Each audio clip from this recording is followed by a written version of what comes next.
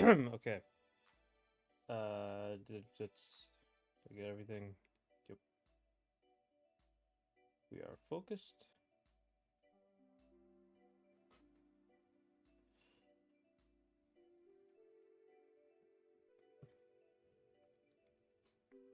Okay.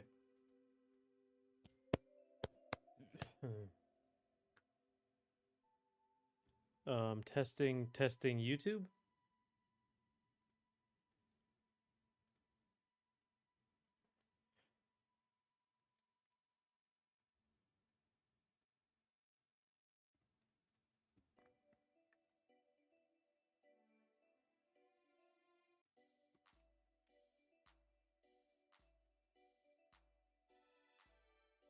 This bird is named Flip.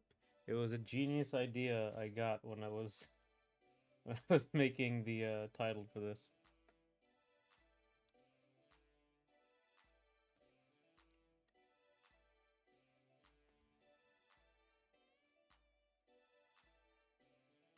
I think I can make it a little more subtle by calling him Philip, and his nickname is Flip.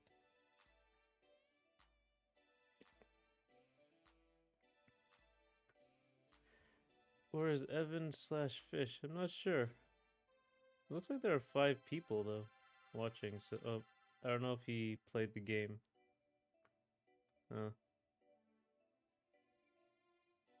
I'm assuming Twitch always works. So, but it doesn't look like my viewer doesn't work for some reason.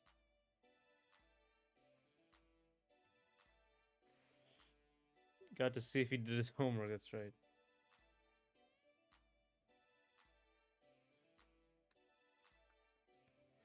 But I think I finished this guy.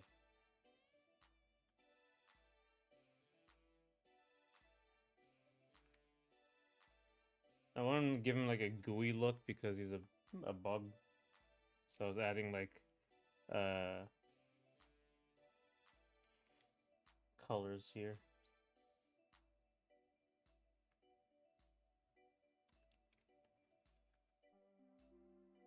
It should be not that bright. That's too bright.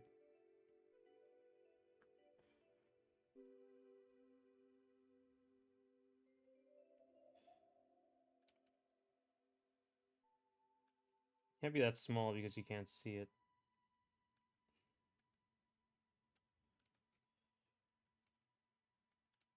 I have to add more rim lights to this stuff because it's actually hard to see against the background.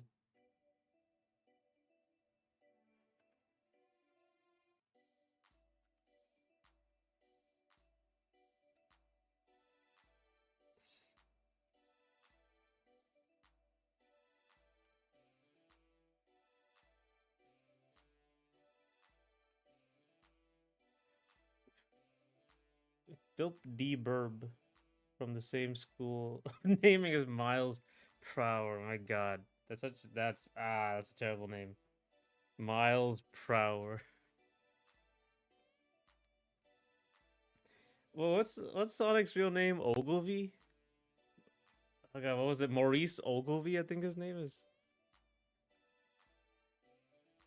I think that's like non-canon, but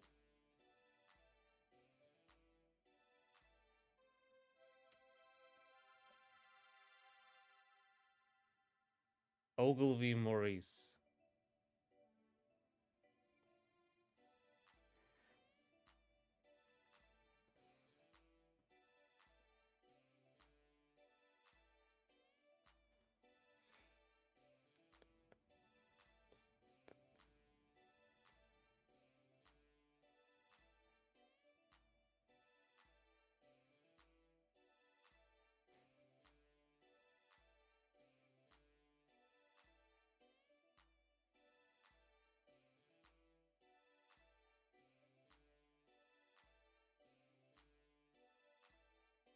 That sounds like a comic only name that I never want to hear again. Apparently, there's a joke about it in the Generations. It's from the Archie comics, definitely. Um, Sonic Generations. Real name.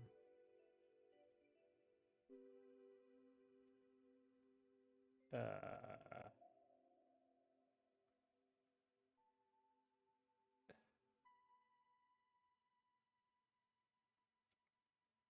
I don't know. Apparently it's somewhere.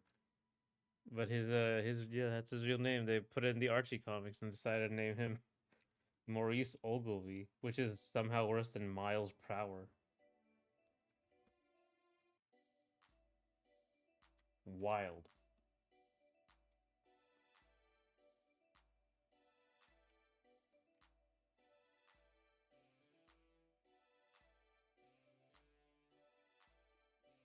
Believe it or not, even somewhat consistent series like Persona also have a problem with manga adaptations, making their own names for protagonists normally unnamed. Oh, so they're are they not the protagonists not supposed to be have names? Because I think they all do. Miles Tails Prower has charm. Kind of a little bit. But yeah, Ogilvy is completely it's like a joke. Just make it as uncool as possible. Yeah, so I think I'm done with the bug. Bug is very simple. He just does this. So I'm going to just save these and then we'll move on to flip the bird. Oh no, I have to use something. Sorry, I have to get the actual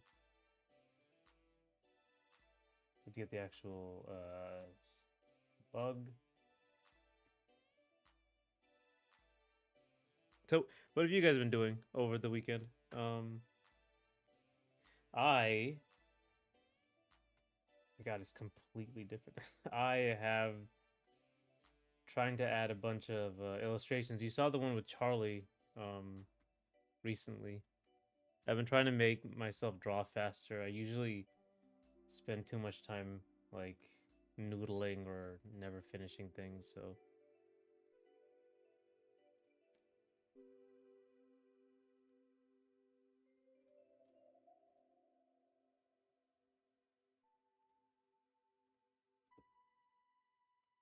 I've been trying to draw more.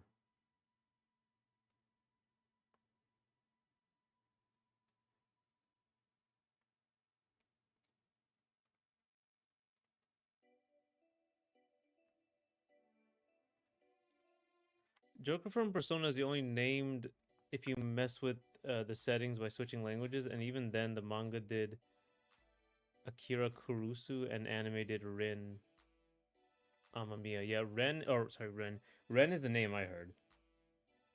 Yeah, they yeah, I guess they just change stuff because they don't really care that much. It's like localization, right? Like especially early localization changed all the Yu-Gi-Oh names except for Yugi. Honda to Tristan was pretty funny.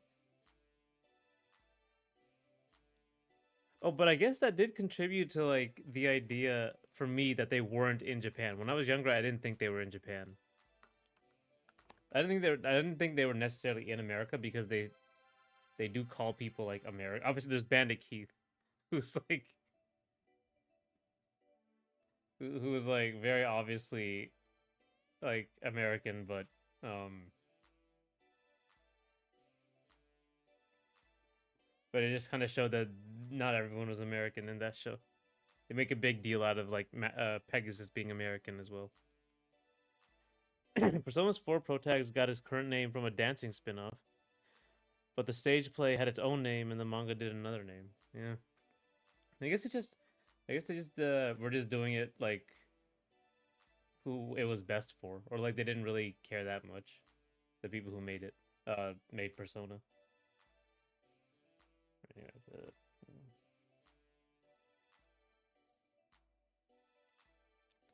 I have to make sure to center this. I have to make this registration-ish thing.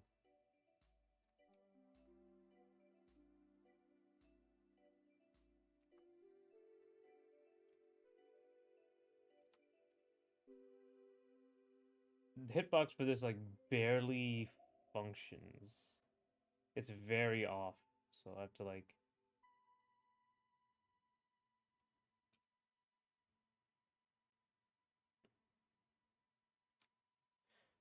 This isn't actually localization Inferno. This is adaptation being out of for itself. It would be like if the Zelda series chose a different name for exact same link depending on the medium. Right, yeah. Yeah, I guess yeah, that is very different. You're right.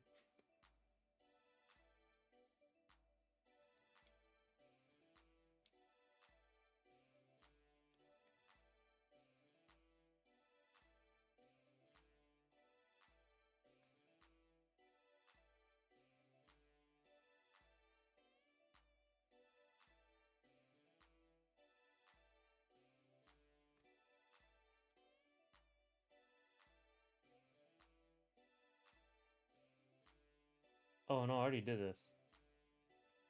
Ah, wasted time.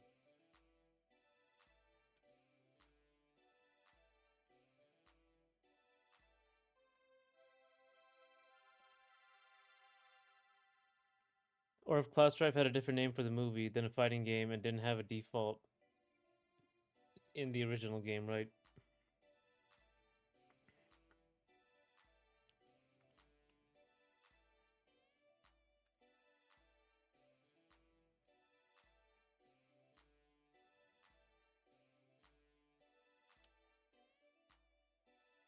You know, we're losing a bit of that on the edge there, so I'm going to add a few something on the wings.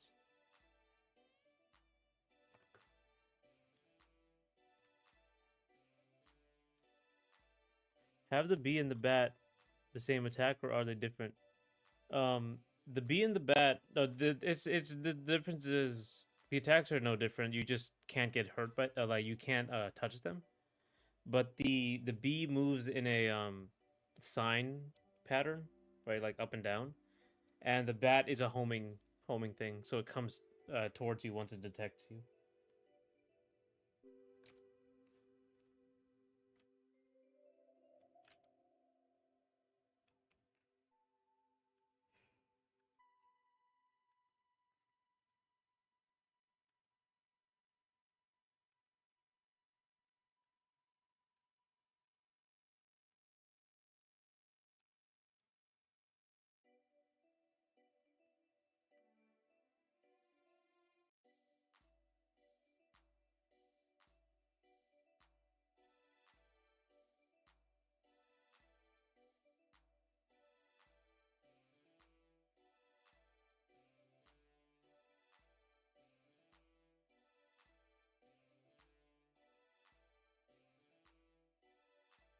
A little bit better. Anyway, let's get to this. This is the number one. Yeah, it's number one. I'm just saving stuff now, so it's not really. Uh,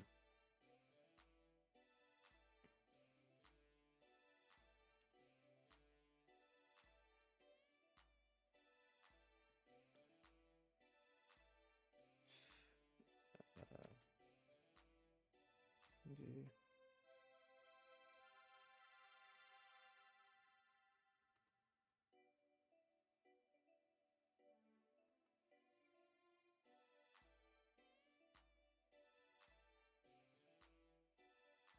oh, oops.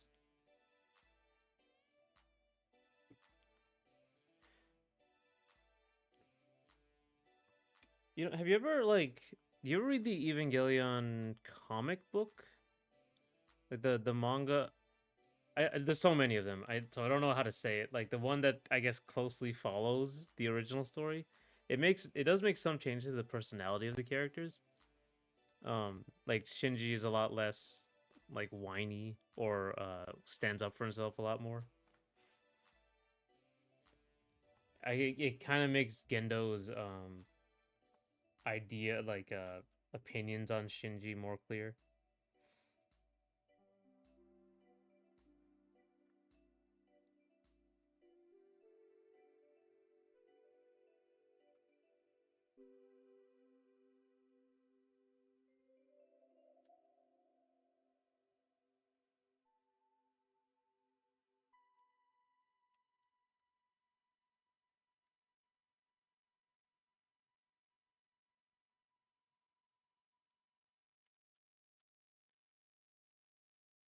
All right, so do you know any other mangas that like significantly or like not significantly like change the characters a lot? Because I like I don't think so. I read a bit of the Cowboy Bebop manga. I think some of those adaptations can be interesting, but manga takes of anime first IP can be weird, right? Oh, the Fooly Cooly manga. Apparently, it was completely different. I always thought all anime were based on manga, so I thought the Cowboy Bebop manga was first, and then um, maybe the Fooly Cooly came afterwards. But it was like it was a very it had a very different thing going on.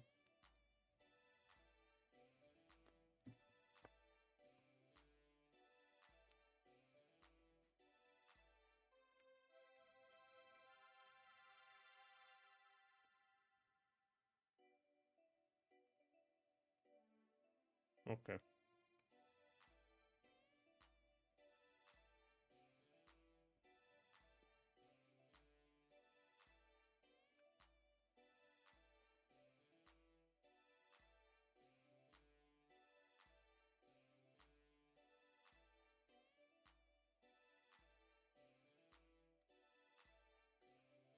there we go.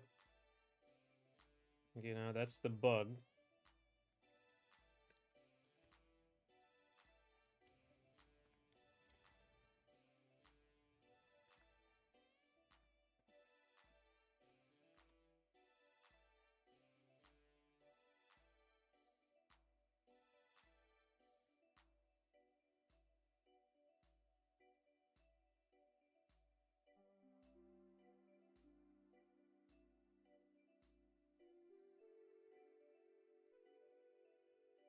I'm mostly interested in getting into novels based on anime and other IP, in part as it's is sometimes the only way they can finish their series. Man, yeah, I guess that is kind of sad, isn't it?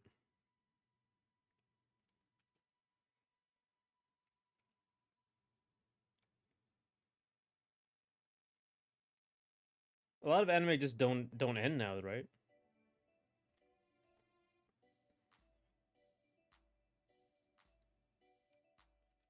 Or like anyway, like because like a lot of them are like commercials, I guess, for the manga or something.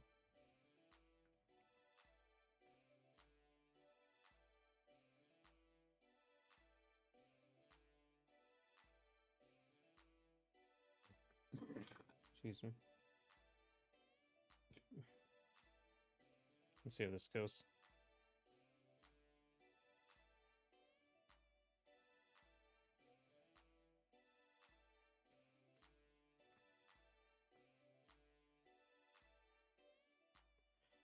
I'm not a Shenmue fan, but if I can offer this hot take, they should have just done a novel or two to end that series if they couldn't follow through.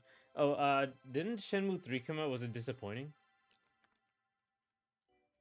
Shenmue 3.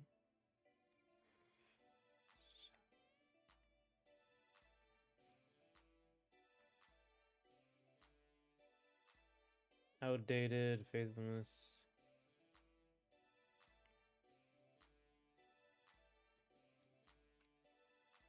The vast majority of anime have always been commercials for the source material. Very few are original projects, even if they can be very, very good adaptations. Hmm.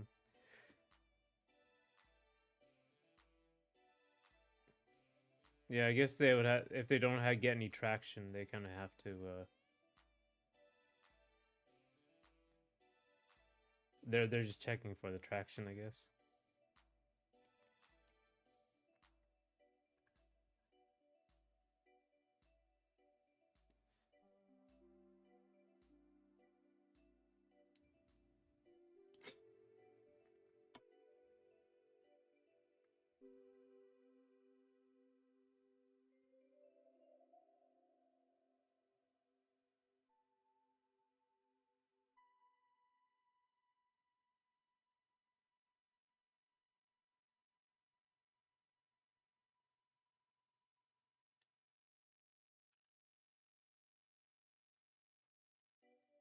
From what I heard, Shenmue 3 was very disappointing and is not the end of the story. Fans waited well over a decade to get a filler arc. Wow. Okay, that makes it does make sense. Apparently, its retail sales are pretty low too.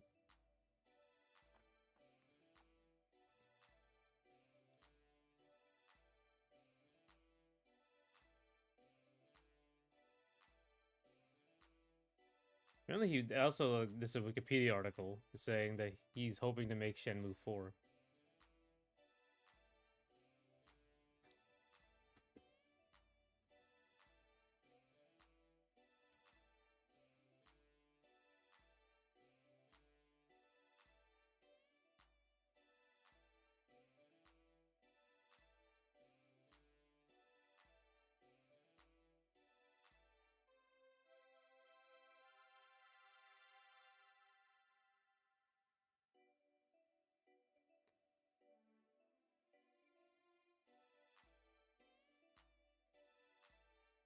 Yeah, let's see.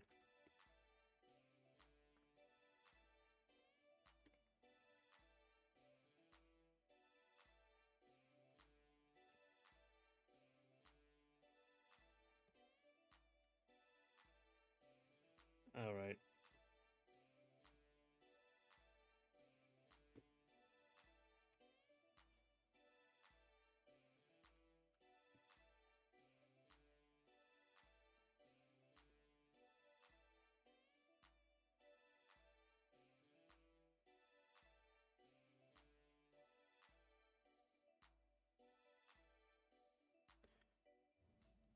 Yu Suzuki is a genius, but also a mad lad.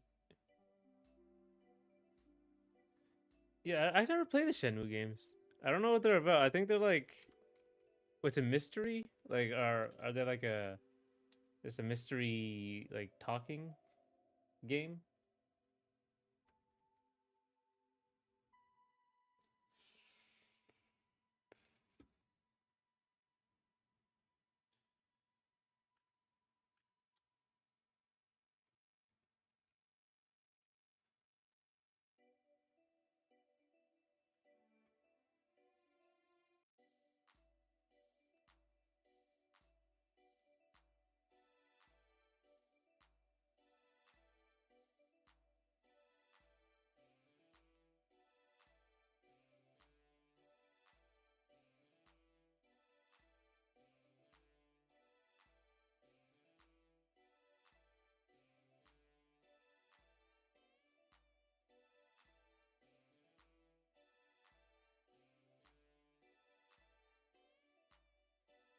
I don't expect a full campaign to make Shenmue 4 without a huge revision to the development process.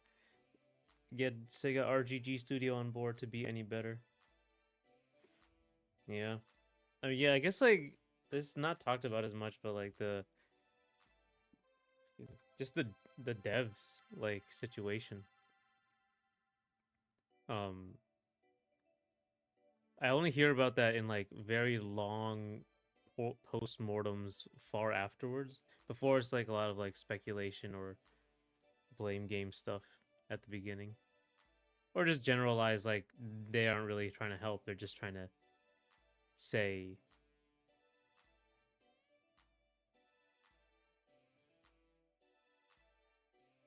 whatever they were whatever they're reacting at the time. Nothing particularly helpful for the internet anyway. I never played Shenmue either, but they were effectively hyper detailed sims with night and day systems, VF combat, and you were getting revenge on your father's killer. They were very expensive games to make for their era. Okay. That was very innovative. Very interesting, especially in their era.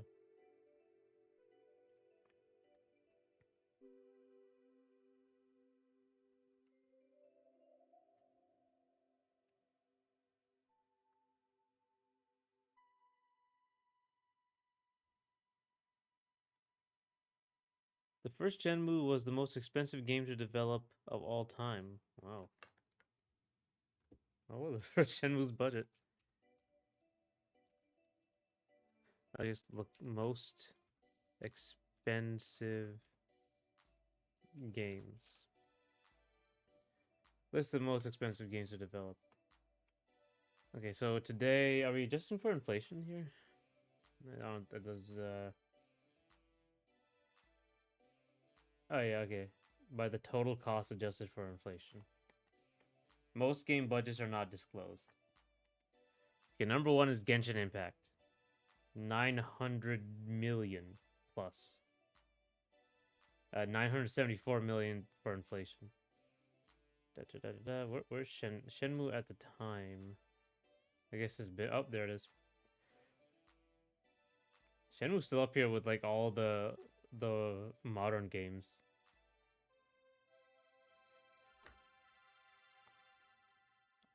Uh, so today would be 89 to 132 million dollars in today's money.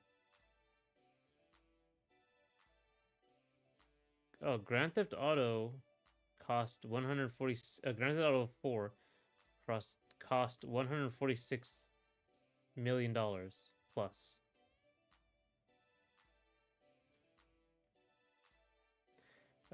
Dead Space 2, Shadow the Tomb Raider was expensive. Callisto Protocol.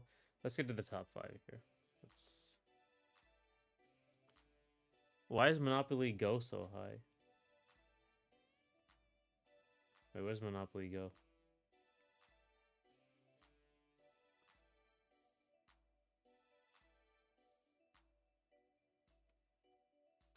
Oh, Oh, okay, I see. Again, okay. Wait. Oh, yeah, Monopoly Go is at the top. I didn't even see that. It was Monopoly Go is number one at $1 billion.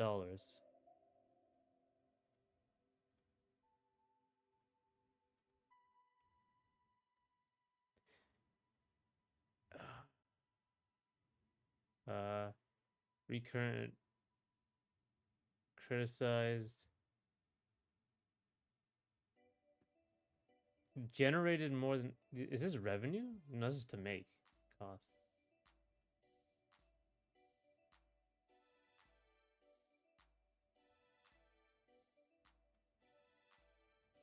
Oh, in 2025, the game surpassed 1 billion in marketing spending, but it has generated 5 billion. That is so. So they're include like so ongoing game $1 billion. Sorting by date, Final Fantasy VII was the more expensive than Shenmue overall, but Shenmue was more expensive development wise. Okay.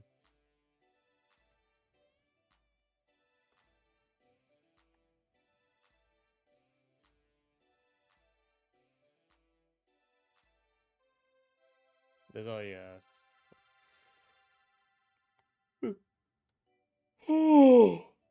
So Cyberpunk 2077 cost $500 million in today's money. This is surprising how much this stuff costs. Spider-Man, excuse me, 3 is 397. Okay, yeah, yeah. I guess this includes whatever they put out there. Call of Duty, Call of Duty, Call of Duty. 3 Call of Duty games in like the top 5-ish, top 6. And then Star Citizen and Squadron 52. Wonder Woman's most canceled? Let me see this. Titan Project, I think, is the most canceled, adjusted for inflation. The Titan one is Titan Project. What is this? Originally developed by Bungie. Fable Legends. This is Vegas. What is this? Revolt.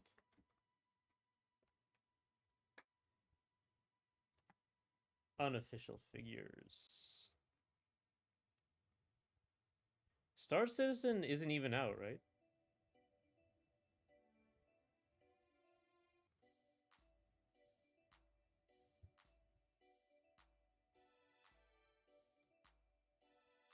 Becoming the one of the most expensive games to develop, among the most expensive single pieces of entertainment ever produced. So it's 1, 2, 3, 4. It's fifth place. Star Citizen.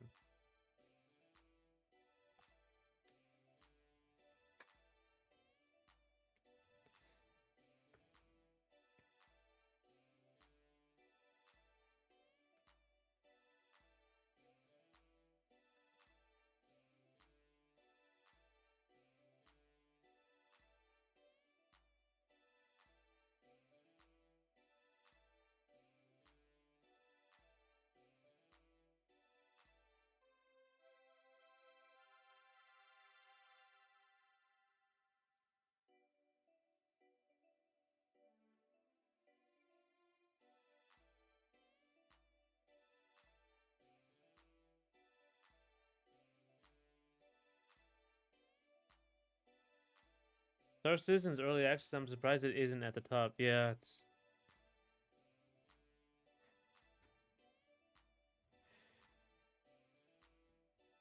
yeah. I just heard it's like had a Kickstarter, and it like then they're buying. They're people are buying more ships, or they're selling ship stuff. It looks really good. But like, is there even like a game involved? I would like watch this stuff and I always seen like some stuff. I've always seen like some gigantic city and this gigantic ship going over it.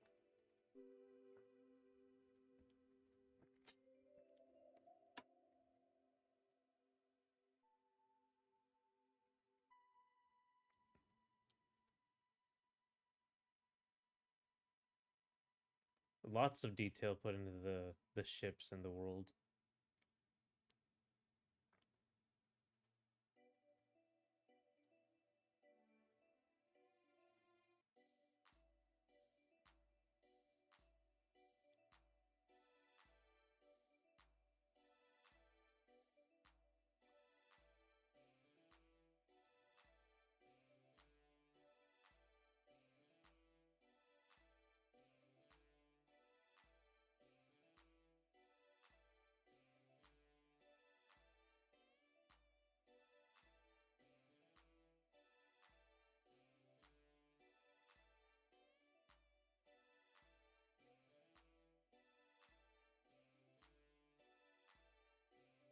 Yeah, it looks like I'm watching this video.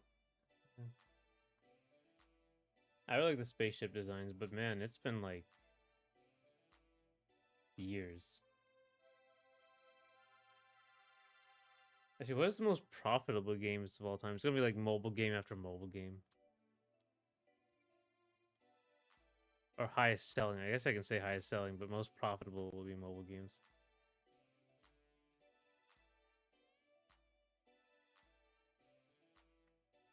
I'm before I look at this, I think it's gonna be GTA 5 or something. No, I'm wrong. It's Minecraft #1 and then GTA 5. Ah, so close. Minecraft is the top selling video game. Grand Theft Auto 5 is #2, then Wii Sports, then Mario Kart 8 slash Deluxe, and then Red Dead Redemption 2. Excuse me. This is the most sold units, not number, not amount of money. The Oregon Trail. That's right. The old games also have like an advantage here. Even and Super Mario Bros. The original, yeah. I mean, the initial release date. The oldest is Oregon Trail, then Duck Hunt, right? Then Mario Bros. And Tetris. Yeah.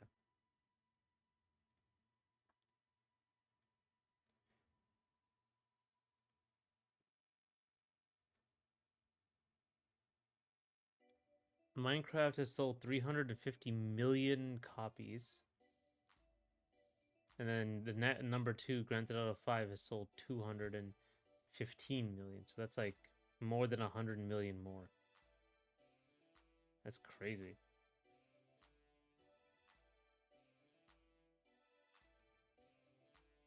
First video game to sell over 300 million copies. Wow.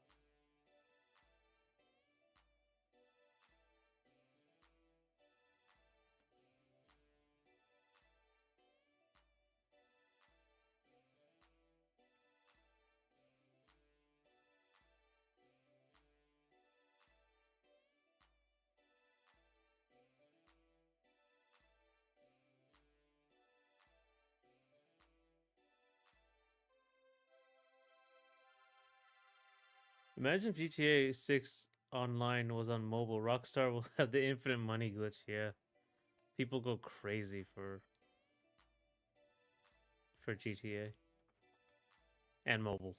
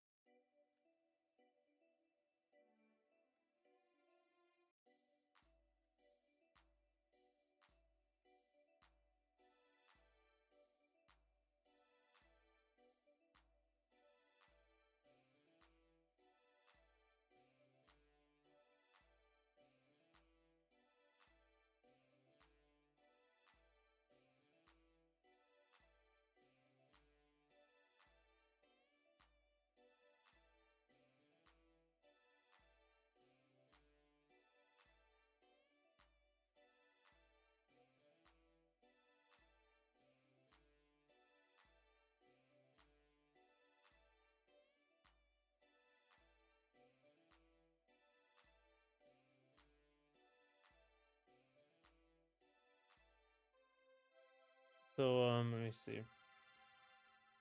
I'm trying to redraw this bird here.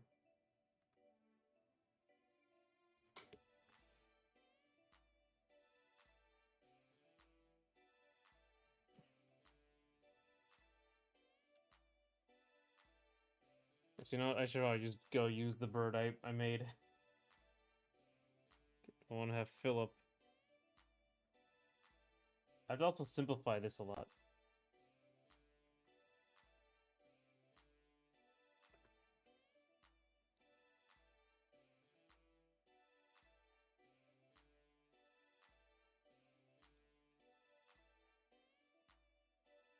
Let me see if I can get something.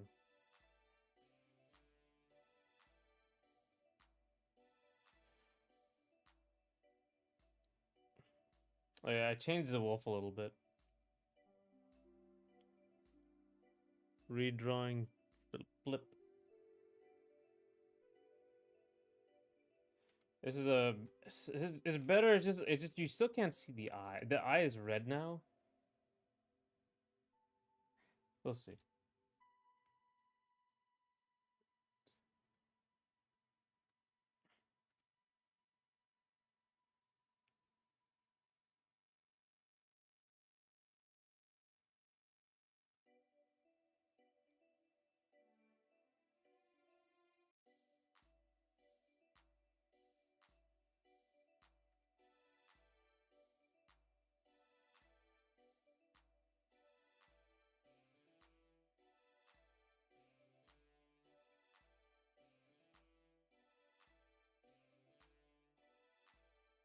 All right.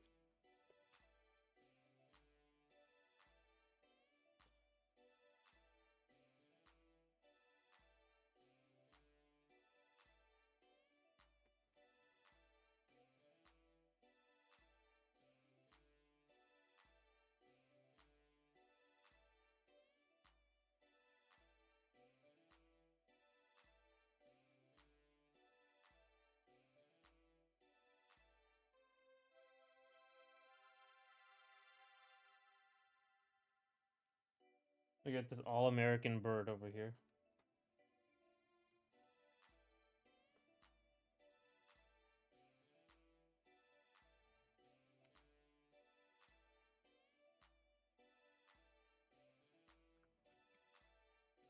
Actually, no, I gotta start with this.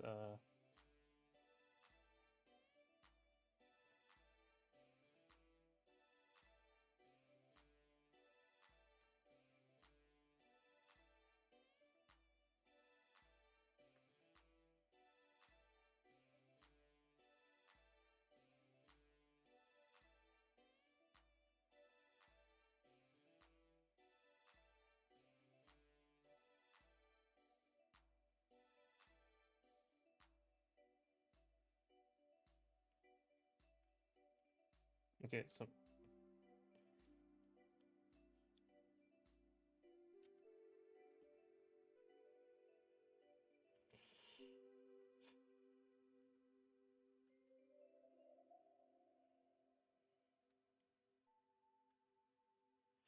just gotta make sure. I never like. I don't know why I didn't ever. What's the word? Put the line separate the lines and the colors here.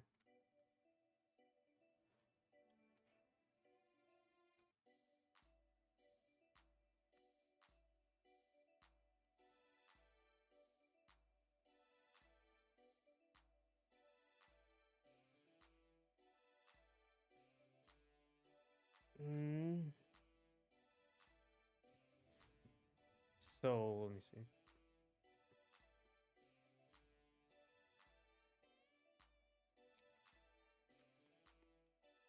So we're working up to the. Looks like the bird from Wind Waker.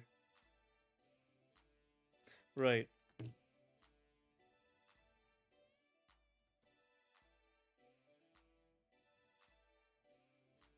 We're working up to the. But first of all, I'm not gonna do this much detail on the wings. Not only can you not see it, but at this distance, it just kind of melds together. which is the distance the game is in. Um,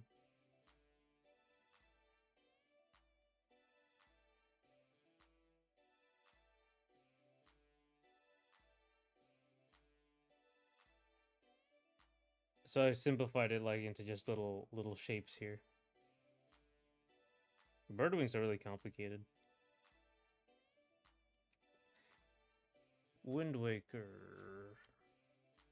I really like the seagulls in Wind Waker.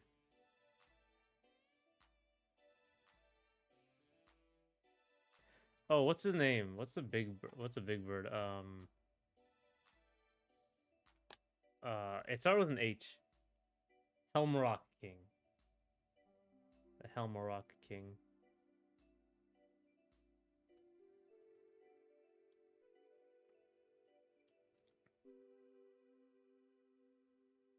Oh, yeah, this is where the Rito were introduced in Wind Waker, right?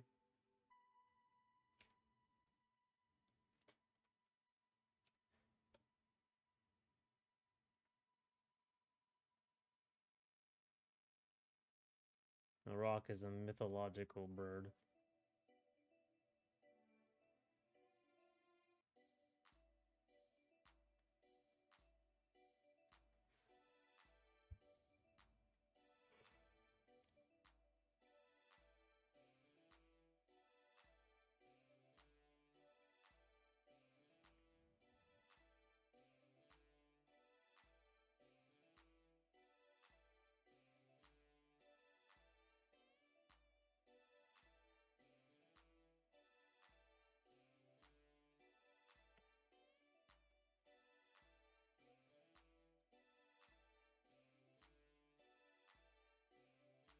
Just tracing this stuff right now.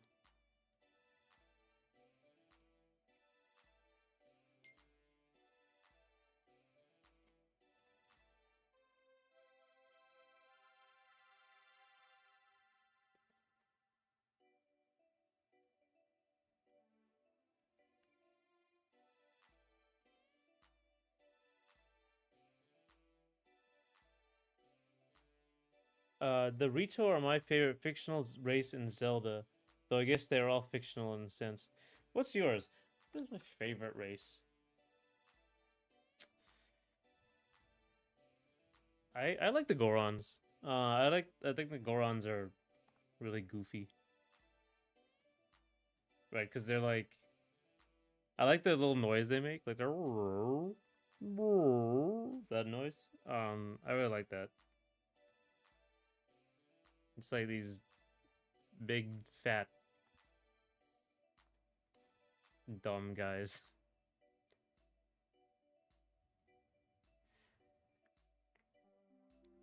And it's sad because they're not in every Zelda game. Like they're not. They weren't in. They're like one guy in Wind Waker, and there was like a couple in Skyward Sword. Um, and then they kind of made. They keep changing them. They kind of made them like uh too mean in Twilight Princess. I like when they're like just kind of chill guys. I like them in Breath of the Wild and the other one, Tears of the Kingdom. I really like them. They're really chill and they're really funny. It's just sad that they don't do anything with them.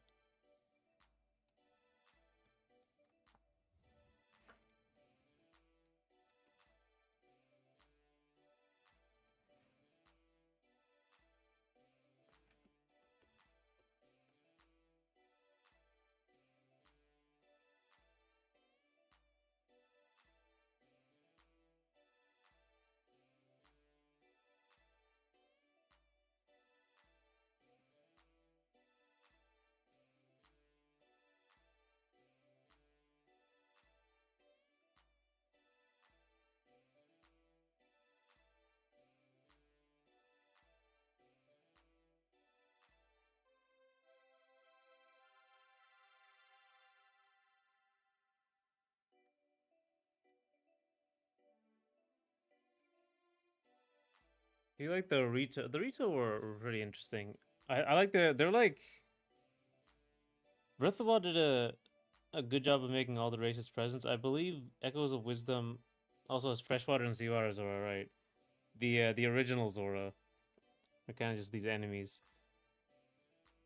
Uh, I guess the only race in Zelda that was kind of like a.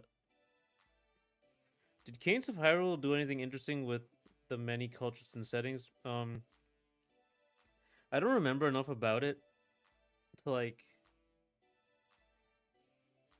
It was more like you had the locations of all the 2D game staples, right? Like the desert, ocean, forest. But I think it was. It's been a long time. Well, did they have even the other races in there?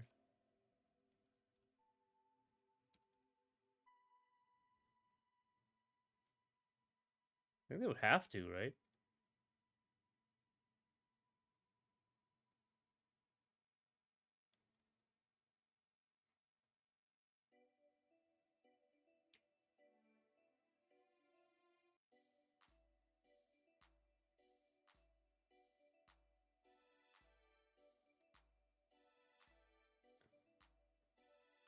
I'm looking back at it. I don't think they.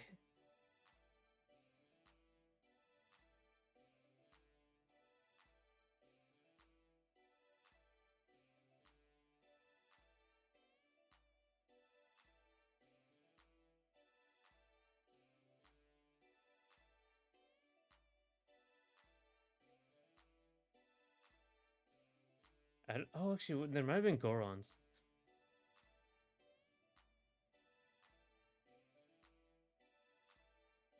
or Gerudo. Was it Gerudo that was in there?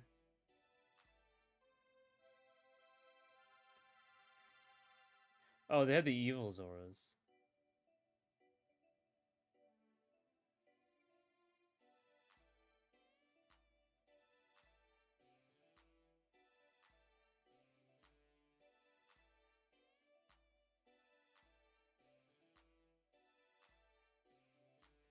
Yeah, it's been a very long time. Wow. I think the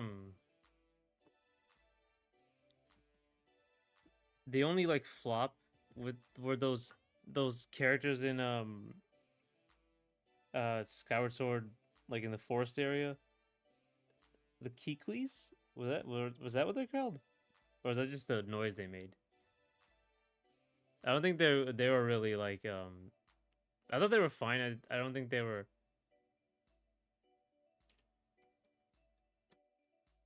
uh remembered as well as like the Koroks and all the other cute little forest creatures.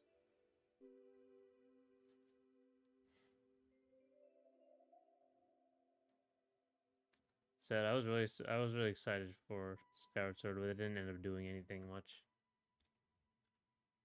with the lore anyway. The gameplay was fun.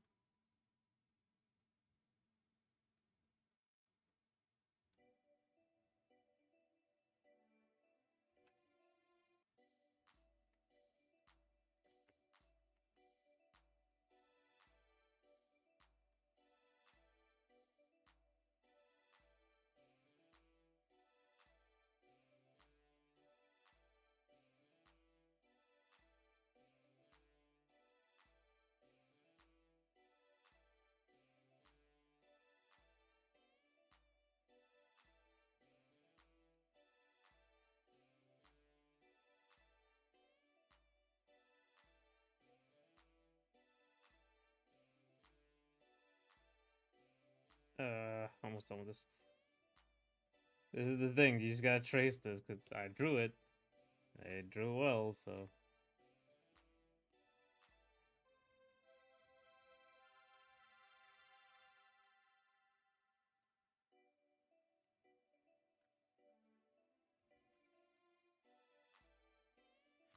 now I think about it, as a Wind Waker stan, I'm happy to have Koroks around, but they were only in that and Breath of the Wild to Kingdom. They were this close to being forgotten, but now they are just as present as Hyruleans. Yeah, I like the Koroks are like a cute little touch, like little acorn things, tree things.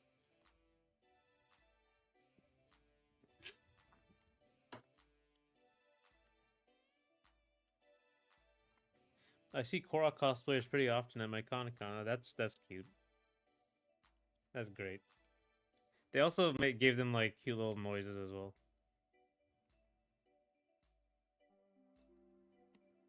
It just sucks that like the stories in this game are so terrible and they can't really do anything with them in Breath of the Wild Tears of the Kingdom. That and the dragons, like the Koroks and the dragons, are like way more interesting than anything happening in this story to me, because they're like a mystery.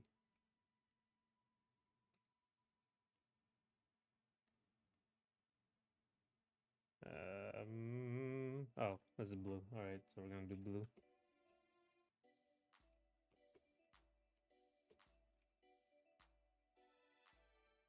All right. You have to say yahaha when you spot them. Yep, that's cute.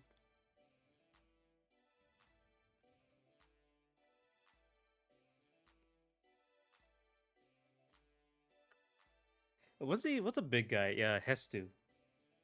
Yeah, that guy's pretty cool. He's fun. He's a fun little guy. I like the dance.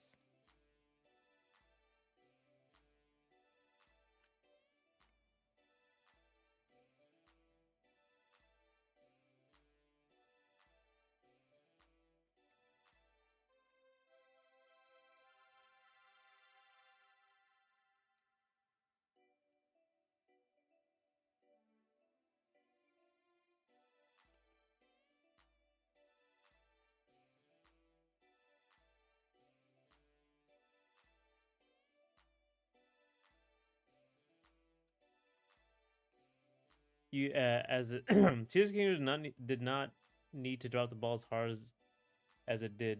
It would low key be improved if all the cutscenes mentioning the imprisoning were removed. Yeah, I hated Breath of the Wild story too, but like both of their stories were terrible. But like Zelda's Tears of the Kingdom was like comically stupid with the excuse me, with the imprisoning war 4 times, 5 times actually.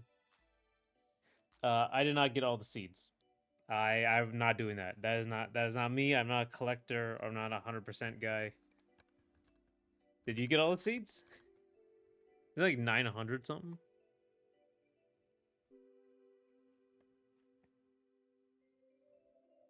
But I think Tears of the Kingdom had better ideas and the ending was like really good. But we talked about that already. The ending sequence, I guess. I just like want the next Zelda game. I'm happy that they're doing something completely different, but I would like them to first of all show it. It's been years. I know they're working on something.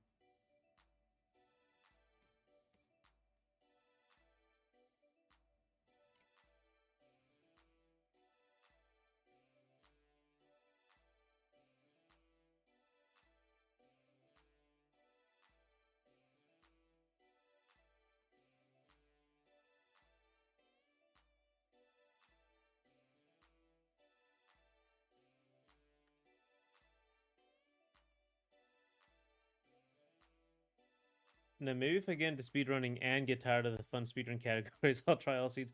What's the 100% Zelda speedrun? It's like 36 hours or something. Let me see. Come on, YouTube, please. Z Breath of the Wild 100%.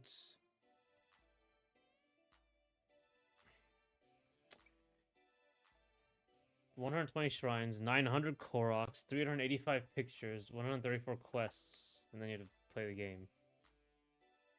Speedrun.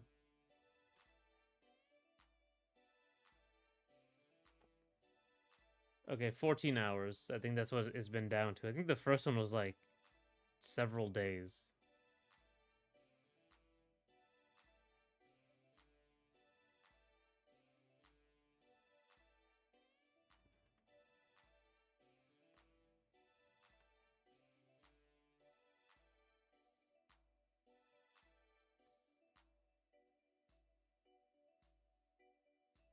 14 hours. Yeah. Any thoughts on big indie games with lowish prices? Think Silksong or Deltarune is half of the game is currently free. I've seen some indies worry they need to lower their prices. I I thought indie games were always gonna be low priced, right? Like it's $20, right? Silksong. I thought that was like reasonable. Maybe I'm just old, but um yes, Silksong's 20. I remember like Skullgirls is $15 when it came out, I believe. I still think a 14-hour speedrun is way too much. Yeah, I don't know who would do something like that. What psycho would do something like that. But I remember like the first 100% speedrun for Breath of the Wild was like 3 days. I think it's fine.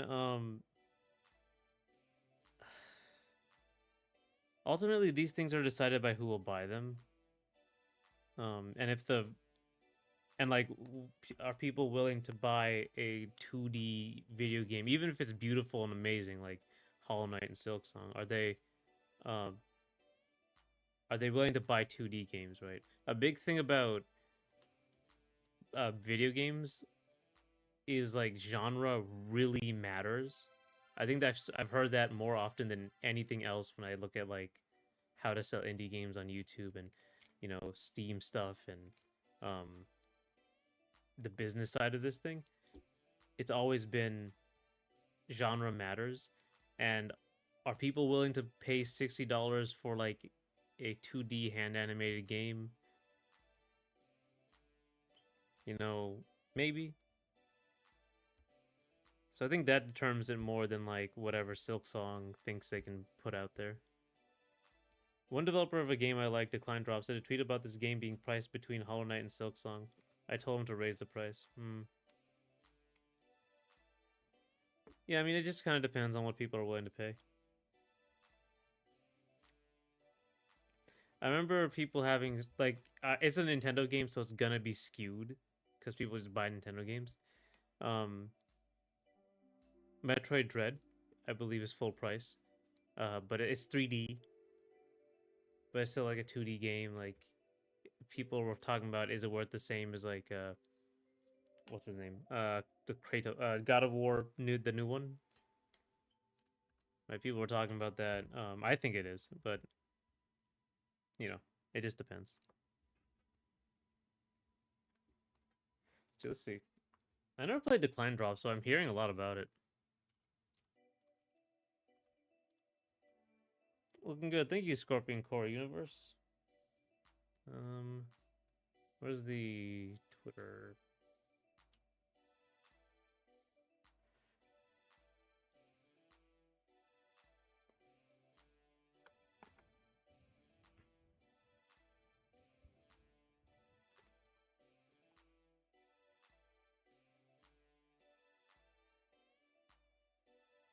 Should I lower the price of my game? Okay, it looks like people are nice. Silk Song, $20, $15. Hollow Knight, yeah, it's 18. Yeah, sure.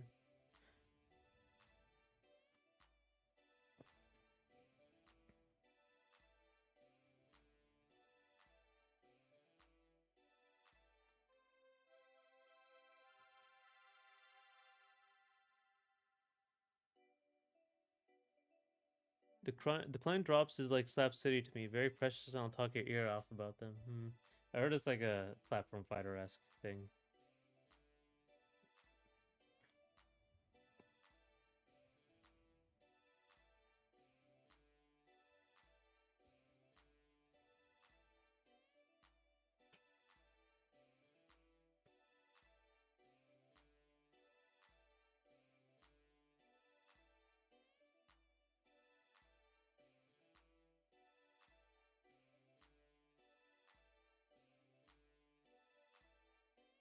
Also, Decline Drops is under $10 on itch. Please play it there if you can.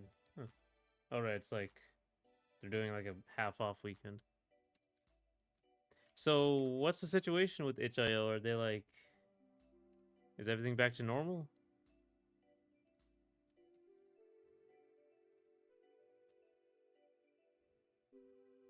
I don't know. I wasn't following this.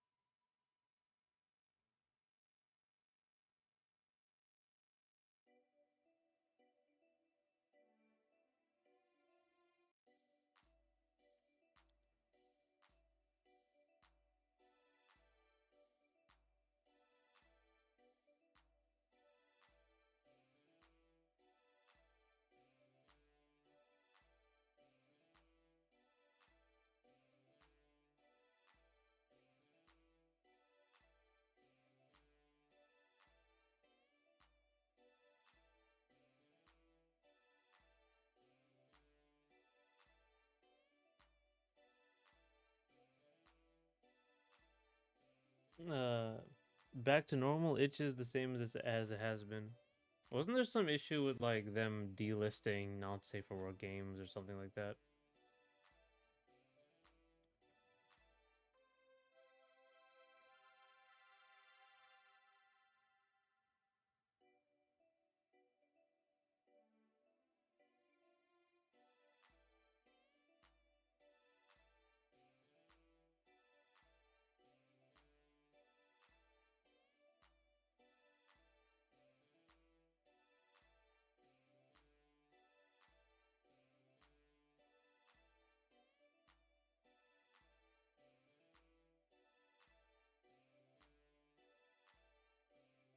I believe that's what happened here.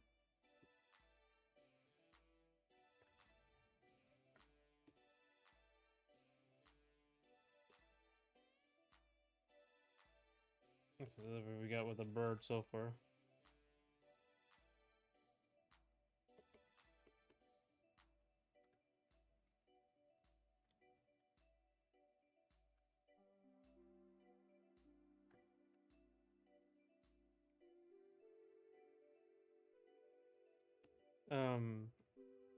I think it was because of the controversy with the what's their names?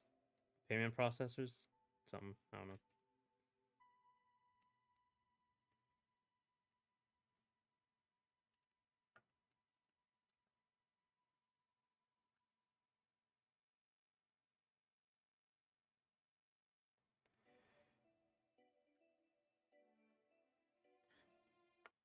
That's an issue, but not a unique issue. Steam has done the same for years and only gotten worse. Then the UK Safety Act added on to things. But I know some tactical get arounds. There are a number of sites which don't have don't have itch or Steam's issue as well. Oh, that's good.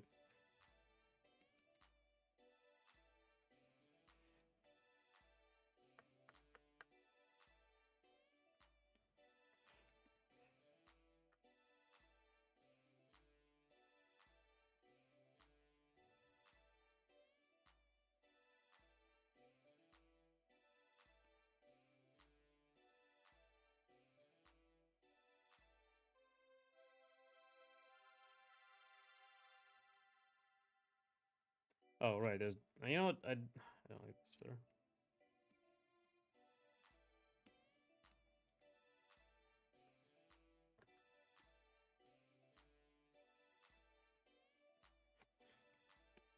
GOG I think probably actually I don't know probably more obscure sites.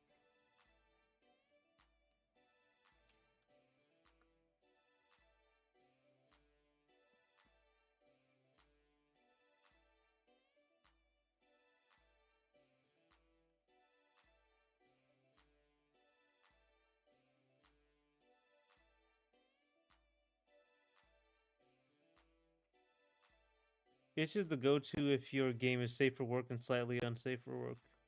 Your game fits in between. Hmm.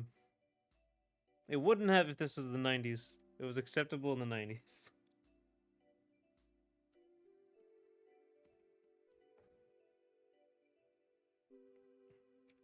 I'm very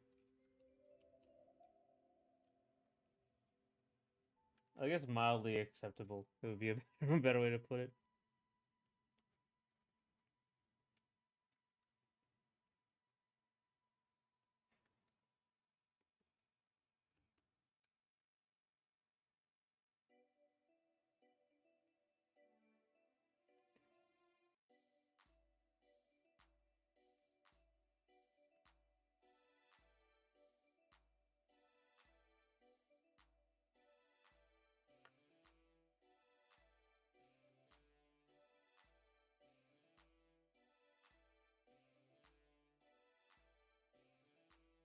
I wasn't even thinking of GOG, but they are totally valid. Not sure if uh they ended up delisting, but they have done it before. Hmm. I guess it's just like gonna be an ongoing thing because people love censorship. Like they either love it or they're not they're not like willing to fight against it publicly.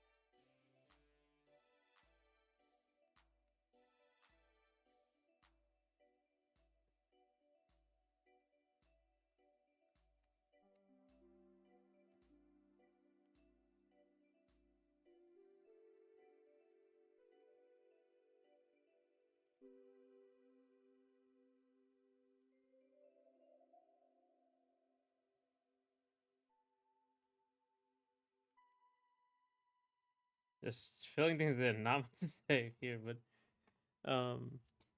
yeah, I gotta look into like a bunch of different places to show the games off, and it's annoying because I have to keep track of all this stuff. It's hard enough to keep track of like 5 social media stuff, and I don't really even do that.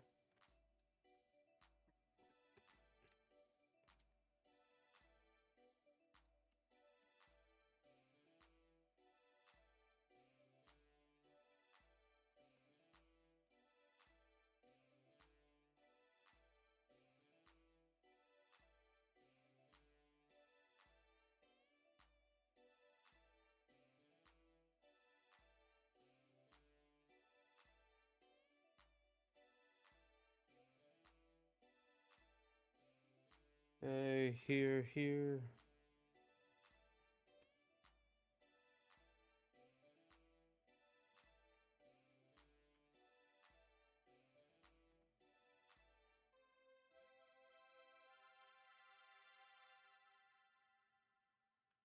That should be going through here a little bit, and then that should go down through here, and okay.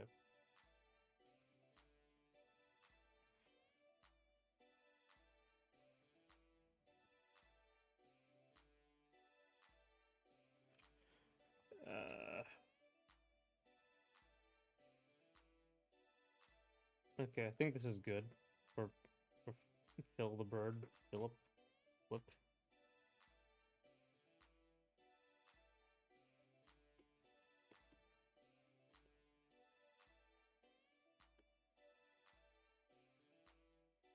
Uh, Delisting sucks. Oh, the censorship sucks.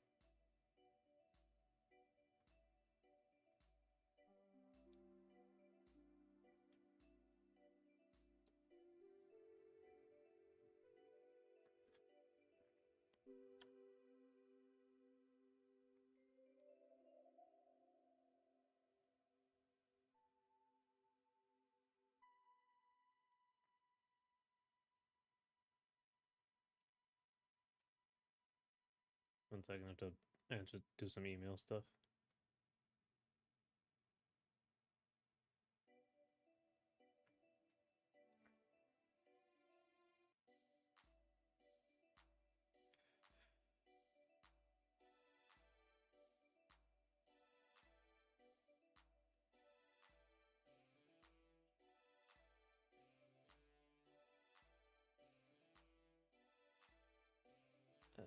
Then we're gonna go to the next one.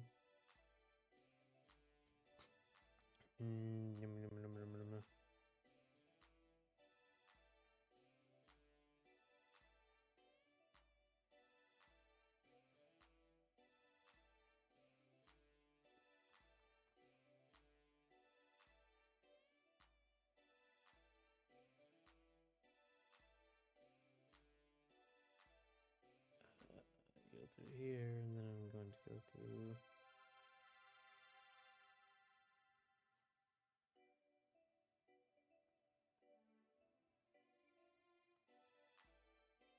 Where is... Ah.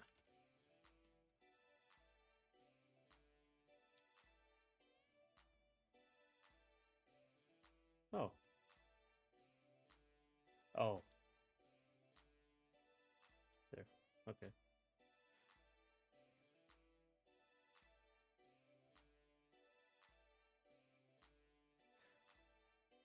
Alright.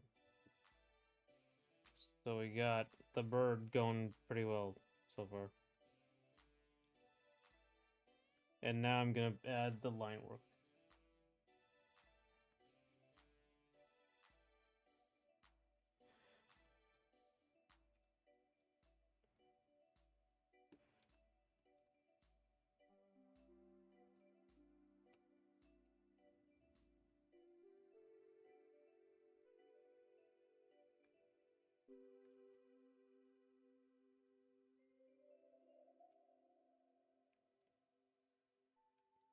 Yeah, I gotta what's like I think now like the best way to do it is just to focus on like one or two social media places and then repost on the others.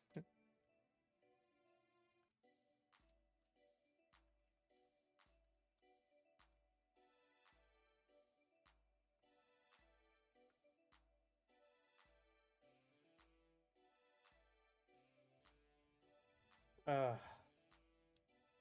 Wait a minute. It's already been an hour and 30 minutes.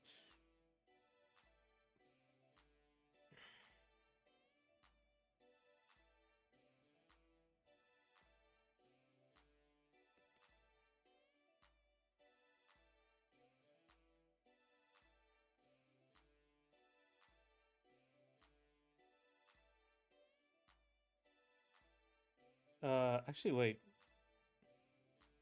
Oh shit, that is. Okay, good. I can also do the body versus the wings sort of thing. I don't have to like redraw the body every time.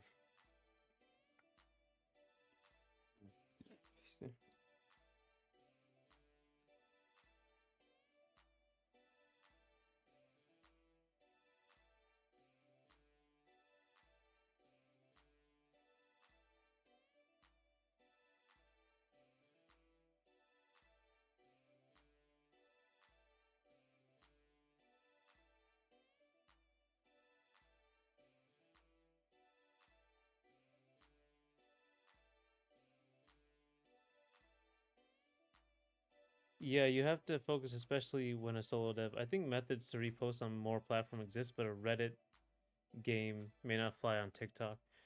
Yeah, I mean that's pretty normal. It's just better to cast a wide net, I guess. Just don't use too much, uh, not too much energy. Like I think mine mostly is on YouTube because the subscribers, but also like TikTok has has a lot of I got a lot of subscribers for two of my videos.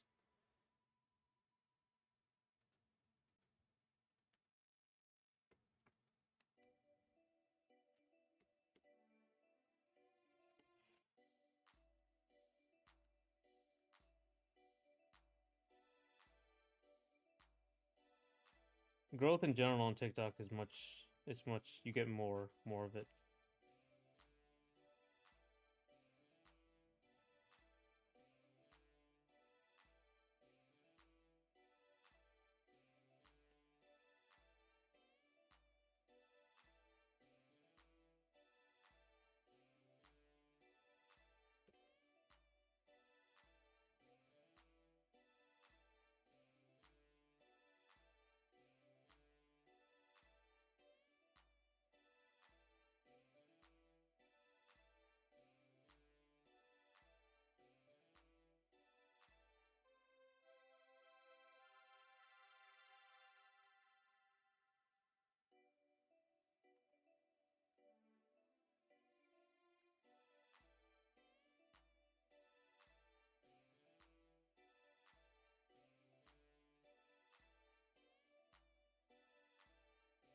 Um.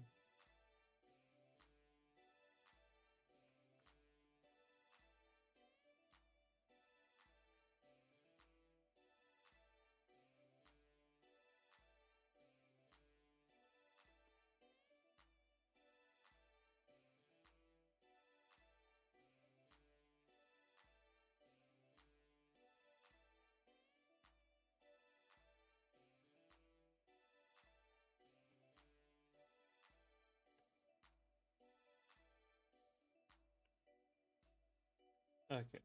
There we go.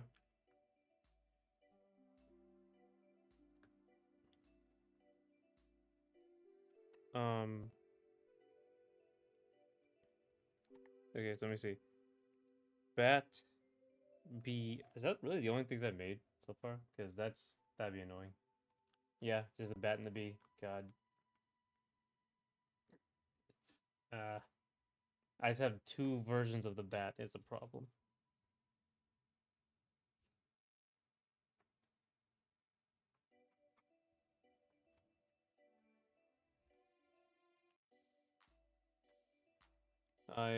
It just annoys me how like slow I am with this stuff.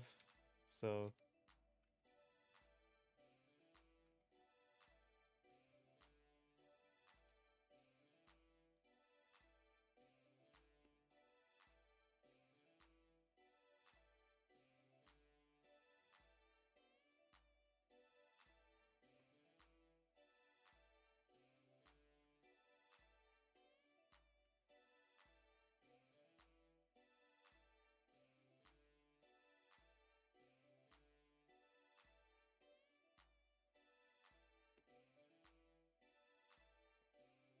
uh,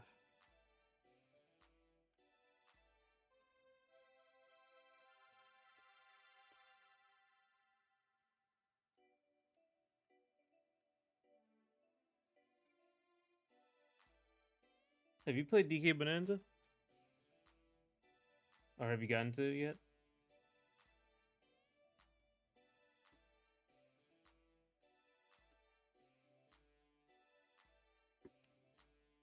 Making as much progress as you do while streaming is great, and you also seem to take notes to help yourself edit shorts from the streams. Be sure to rest up. Yeah, I should.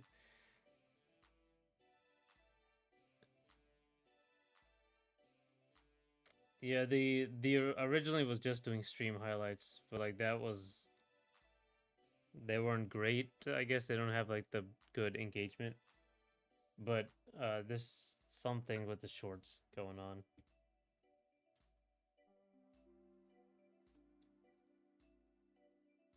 So I'm gonna have to like change some strategy for it. I have no Switch 2. If I had one, Kirby in the Forgotten Land, Starcross Worlds would be the first priority. I haven't gotten that yet. I should probably like I should probably play that.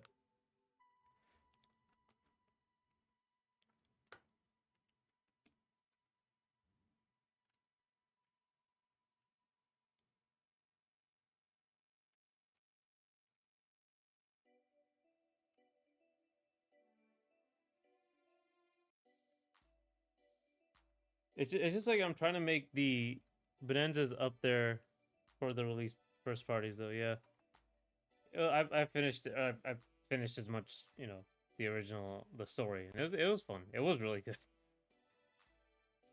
Nice little twist at the end and a nice little spectacle. It's very spectacular. I guess.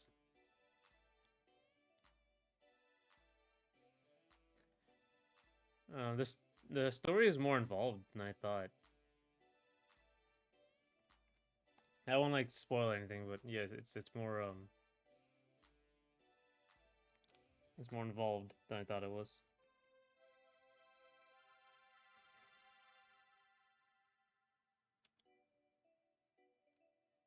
Very creative, I will say that, like with the levels. But yeah, like I said, well, won't talk about it.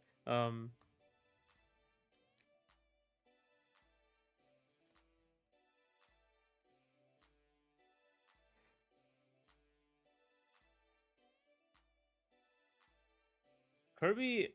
And the Star-Crossed Worlds. I think I saw part of a trailer for it, but I never actually looked into the full trailer.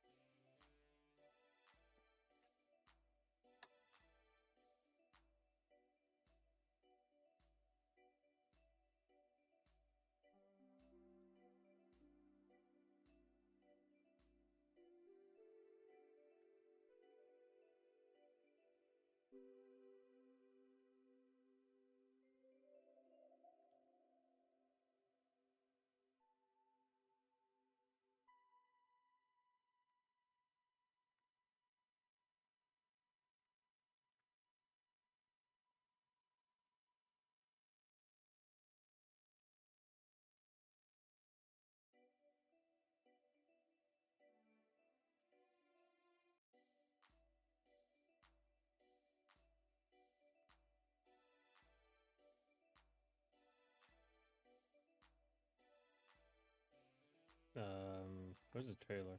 That's a review. I'll get the review.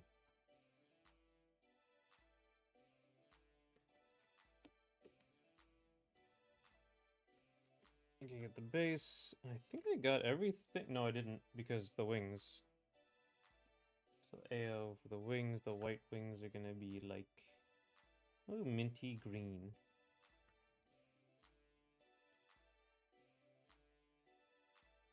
Okay, that's a little too light, but we'll get to it.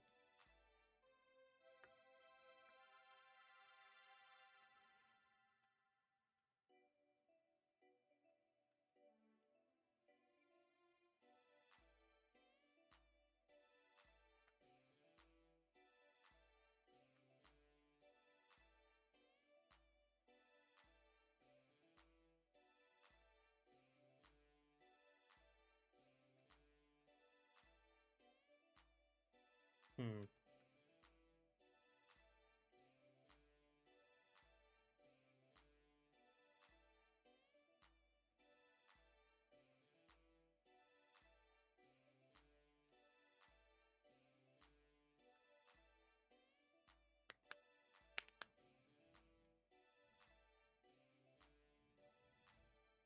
Okay.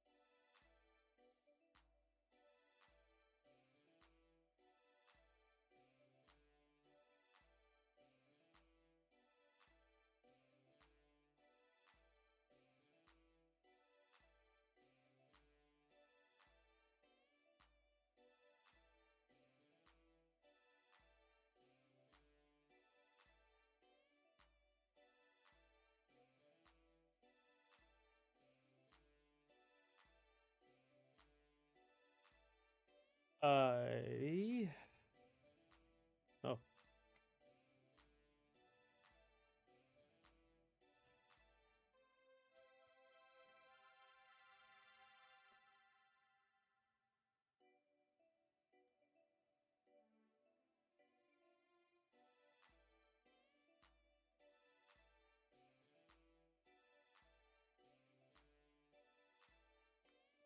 oops again. Too easy to remove comments, but I was just saying Kirby Forgotten Land is up there for me. Yeah.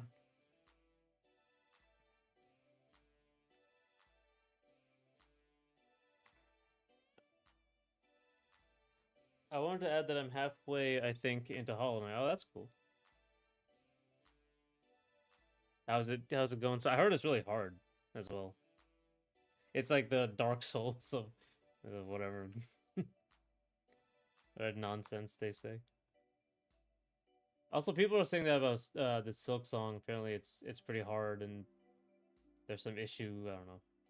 I think it's hard.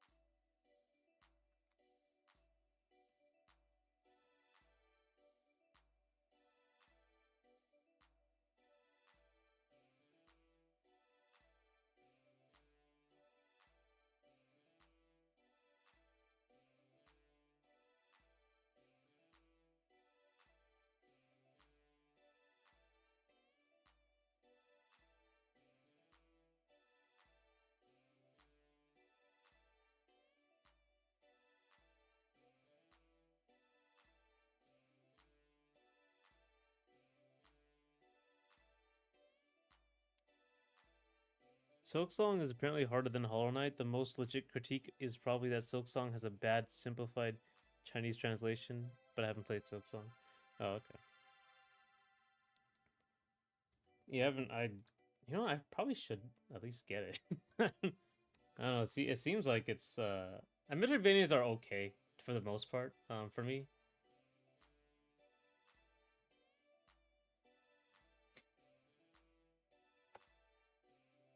I'm not like crazy about them, but it'd be fun.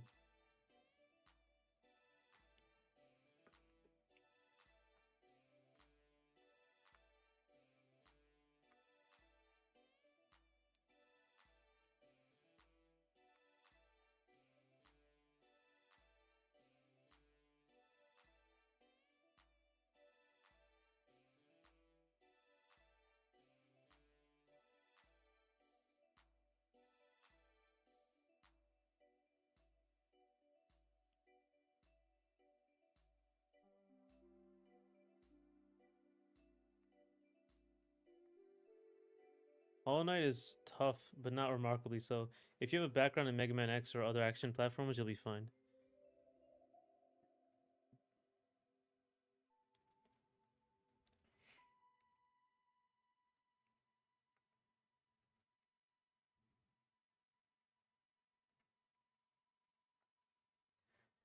I guess I don't. I don't think I played Mega Man X, did I? I like Battle Network. I don't think I ever played X though. I played the original Mega Man, some of the original Mega Man, and I didn't play X. But I heard there's like a million different type of Mega Man games in the '90s though.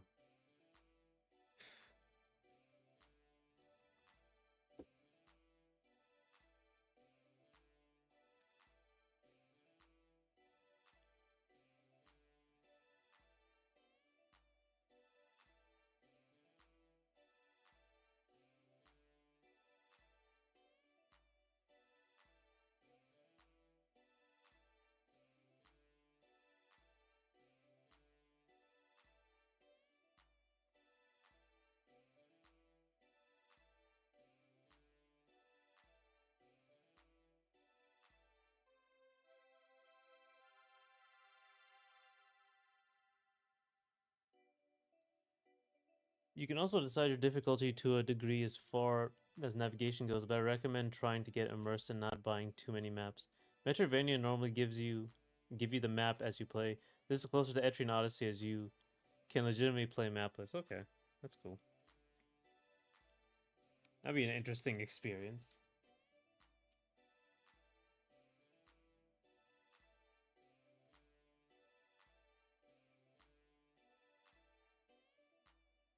So I guess I usually the only Metroidvania I've played recently was Indivisible,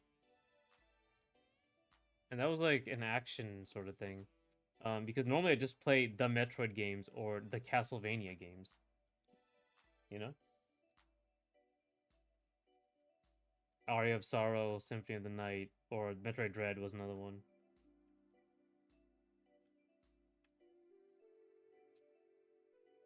And they're always like big on like you don't need map. I mean it's Nintendo, so obviously.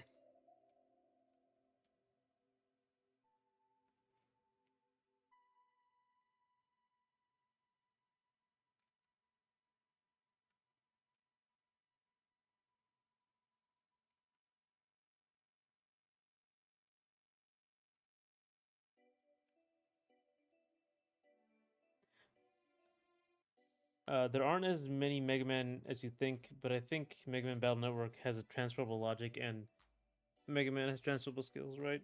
I only bought one map, but I'm figuring out the rest. Okay.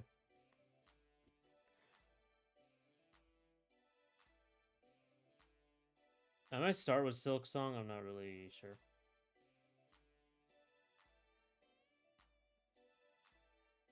Hey. We should probably start with Hollow Knight.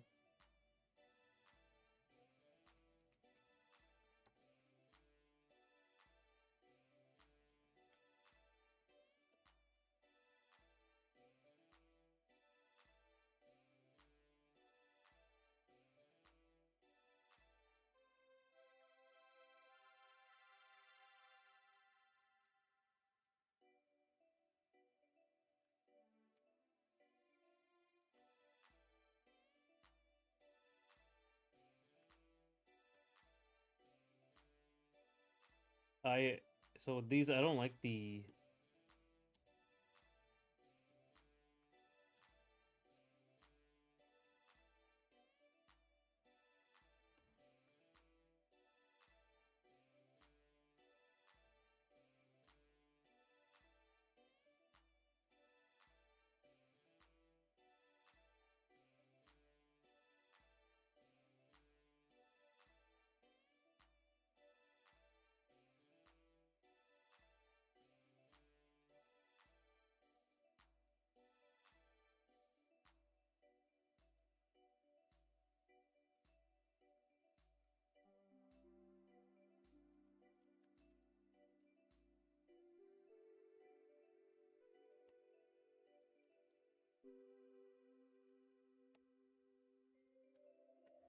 I think starting with Hollow Knight is more sensible price wise, but don't know any of the lore.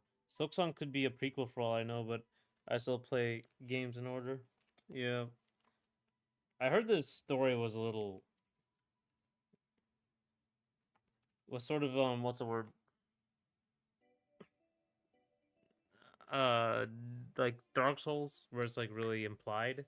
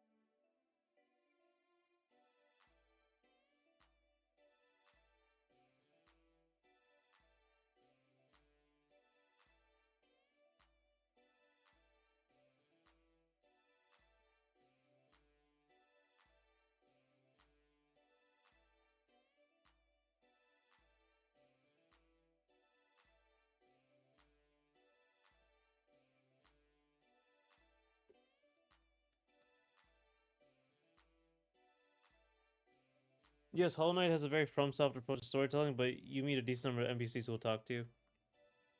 Yeah, I guess I should just honestly play the game. I guess.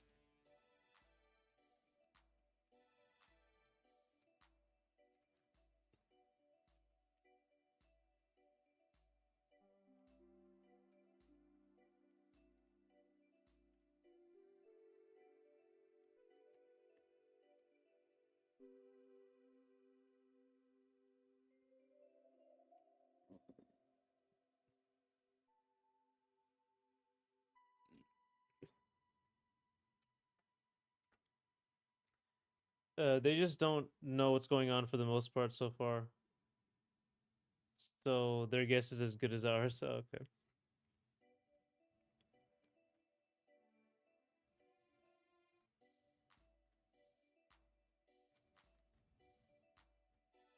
I didn't actually I watched some of Silk Song. I didn't realize like how much other characters were involved, how much sound design was there in the games.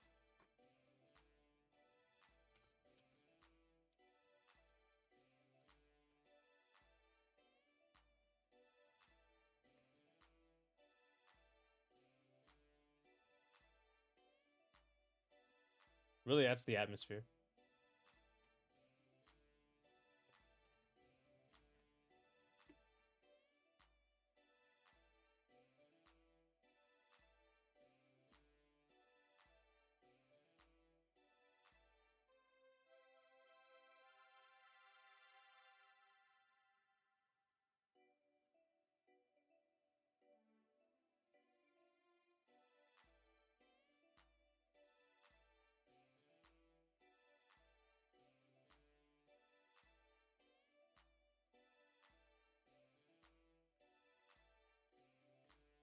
That looks good.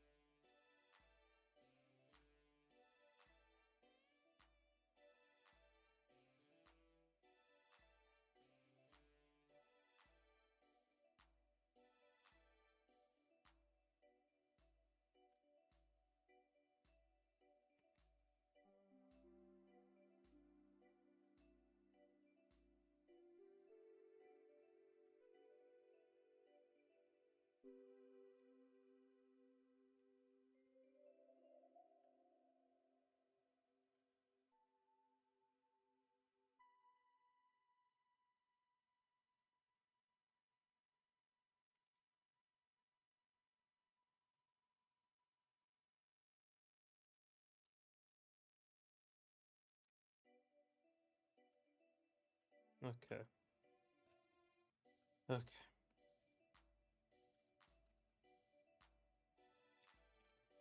Hollow Knight feels really tactile so far. I don't love the wall jump, but everything else feels like Nintendo could have made it. Okay, that is intriguing. See if you're Nintendo quality as a platformer.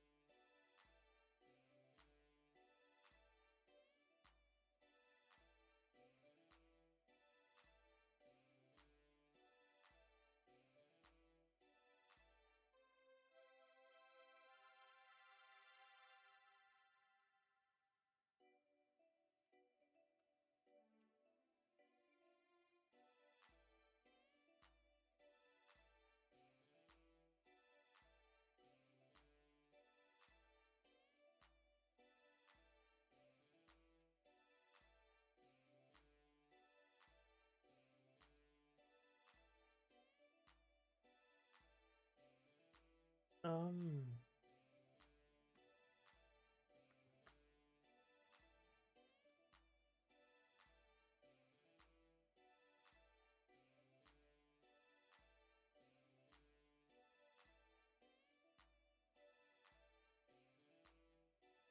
Looks like Hollow Knight was a gigantic game. I didn't really follow it when it came out.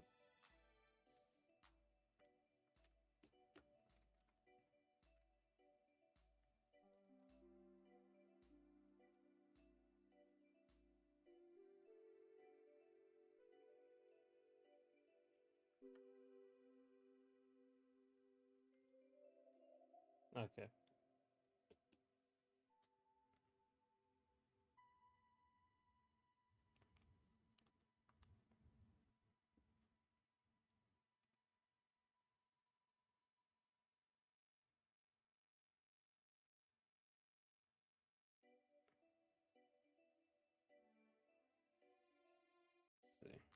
Okay, looks pretty good so far.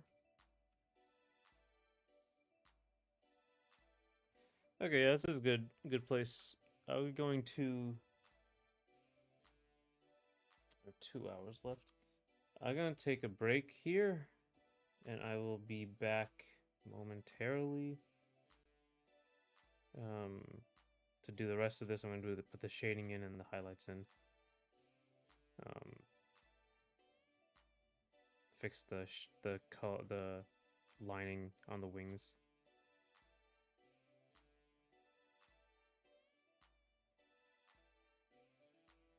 I'll be back at. I'm gonna take a long break. 3:15. Let's take 3:15.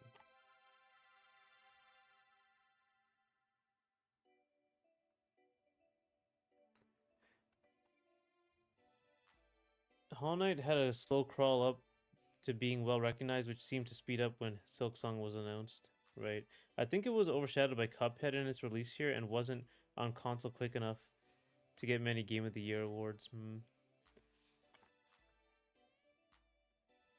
I mean, yeah, but I think in the end it's like the one of the highest selling games. But yeah, I guess I don't hear as much about it as I should. Um, I heard about it a little bit more than Balatro at the time. Right, like Balatro also came out of nowhere for me. So yeah, I guess yeah, it is like a truly special game to a lot of people. Cuphead was really good too. Fun art style. But yeah, I'll be back in a minute.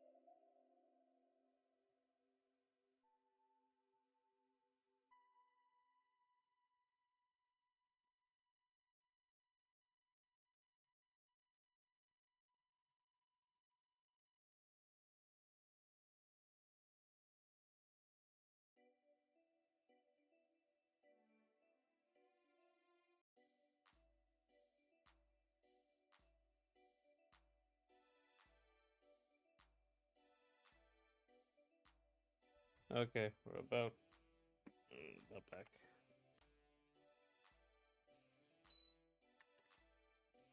Very cold. Excuse me. All right. Hey, you're talking about Among Us? Yeah, it had like a 3 year gap or something before it actually blew up like it did.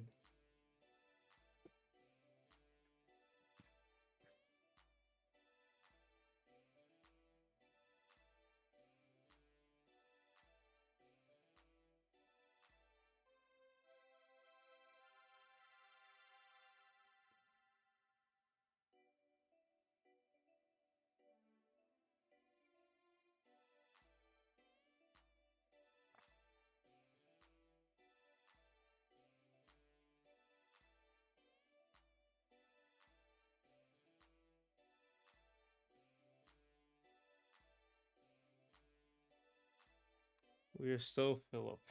Yeah.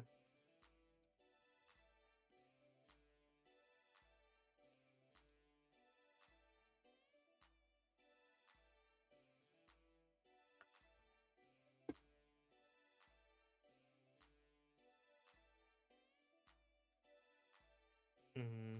Okay, shading.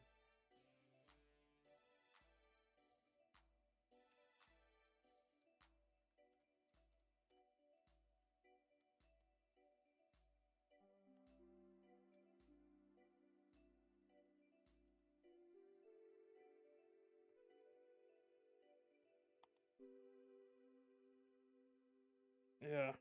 Mm. Yeah. Because Monday is gonna be.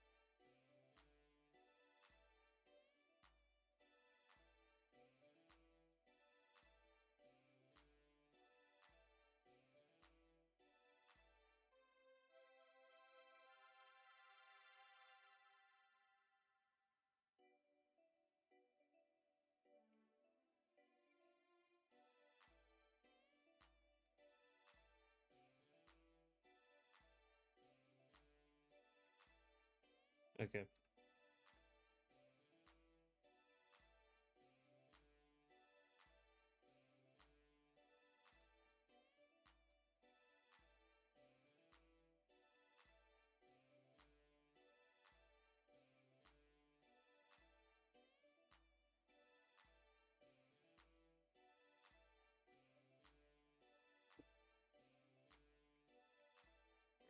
All right. So let's see. I think I'm missing a few things. Oh, okay. There it is. There's some shade. There's a lot of shading on his face, and the face is gonna be very important. I was just looking at this like, oh, man, there's like a. Why did I approve this like to go forward? And I was like, oh, okay. All right, here we go.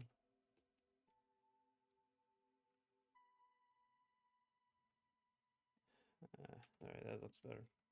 Stuff on the face is really important.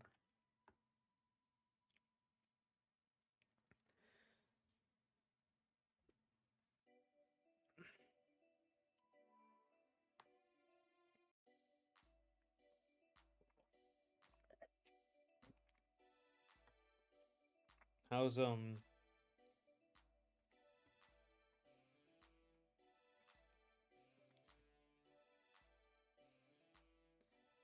second. Let me get this video up.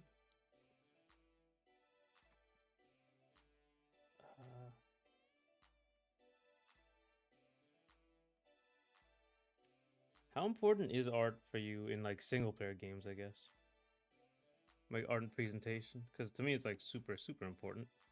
In me buying a game, what's important for you guys?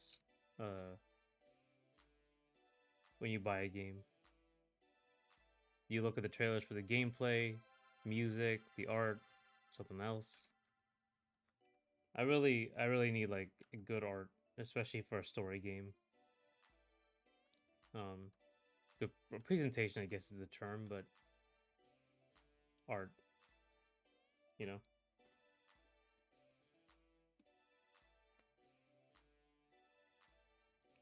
Yeah, I don't like the shade of blue.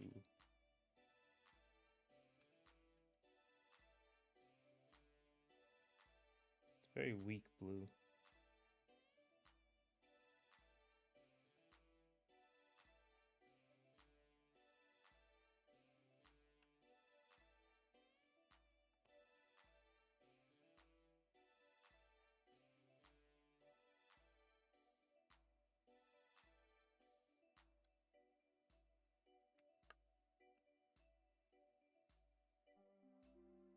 I don't like to use brown as much anymore, so I use orange.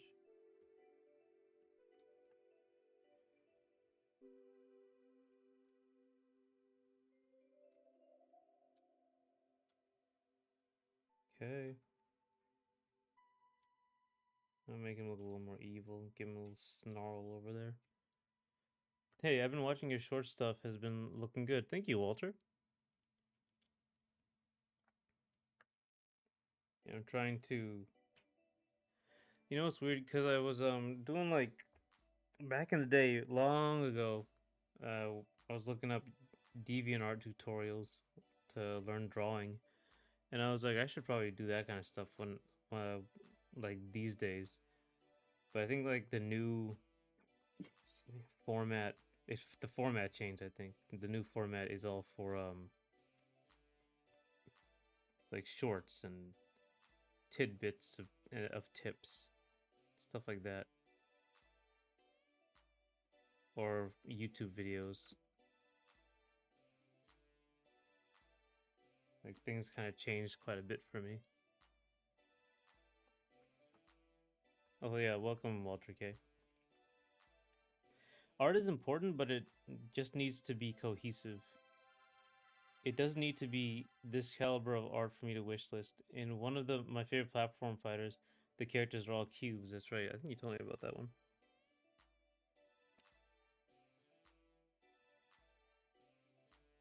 Um,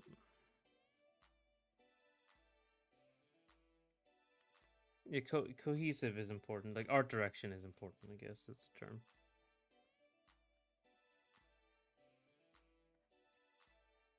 I really don't like the realism for the sake of realism. The Ubislop art style sort of thing. I see that in like a lot of games.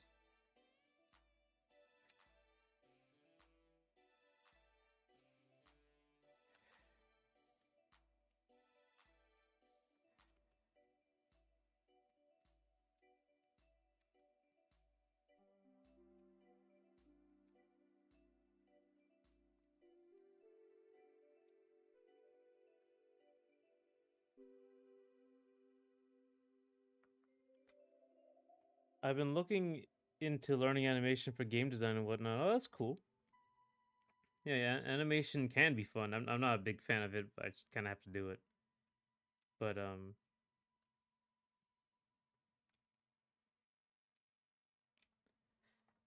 what kind of games do you want to design? Like, what do you plan to design? I guess you like platformers, fighting games, open world games, action adventure, racing.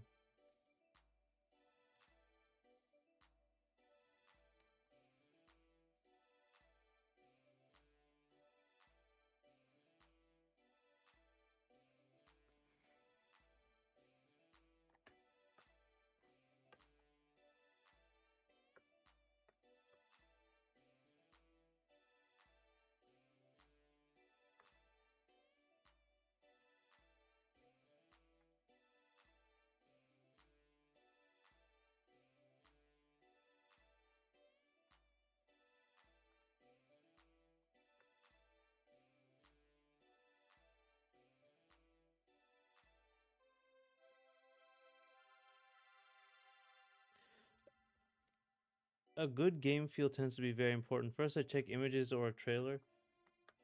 I'll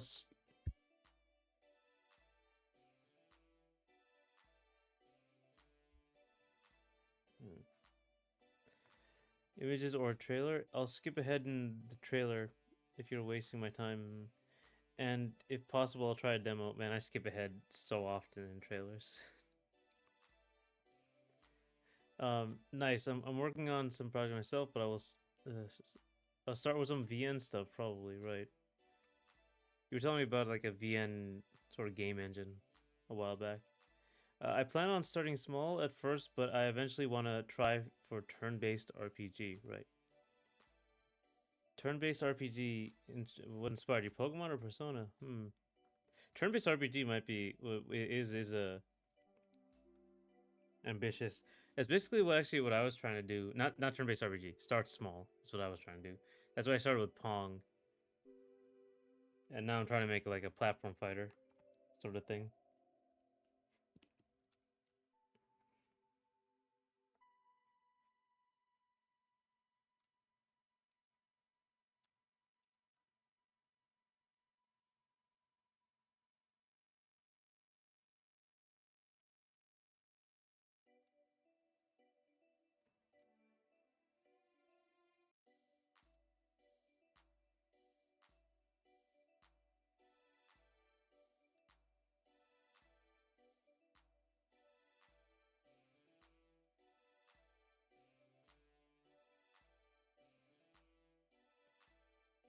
Harana Builder is one of the big engines for VN, but Ren'Py was what DDLC was made with. I think Ren'Py is the one you told me about. I was mainly inspired by Final Fantasy and Paper Mario. Right. I think Paper Mario is just like really creative in terms of like turn-based RPGs. I don't know if it was the first one to do all the things it did, uh, but just like in general, even like the story was really creative, really well made. Had a bunch of good ideas. Ah, the modern classic, yes.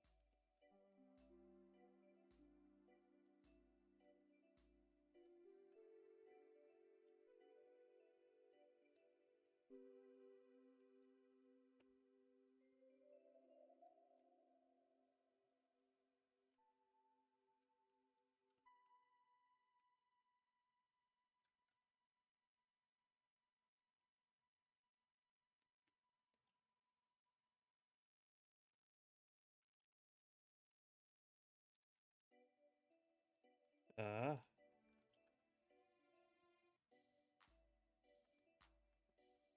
what's your favorite Final Fantasy game, Walter?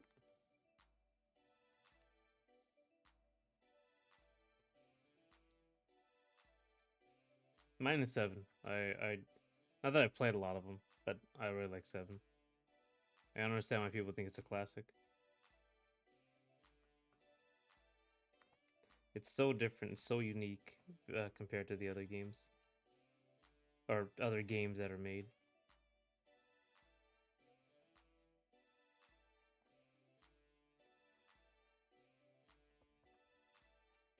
Also, what game were you thinking of like starting small with? Like, are you trying to make like a turn-based RPG, like a small, short turn-based RPG to start with, or do you have like a type of game in mind? I'm just saying that because I started with Pong. Um, I really like 7 and 3. Oh, Three as in six or three as in three?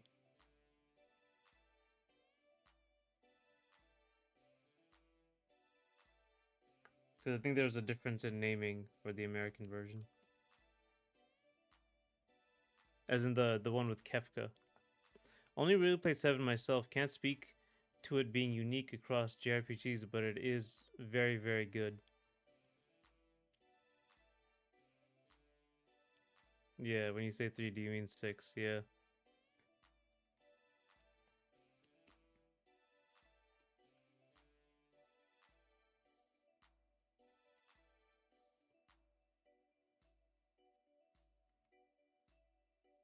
six. Yeah, okay. See, yeah.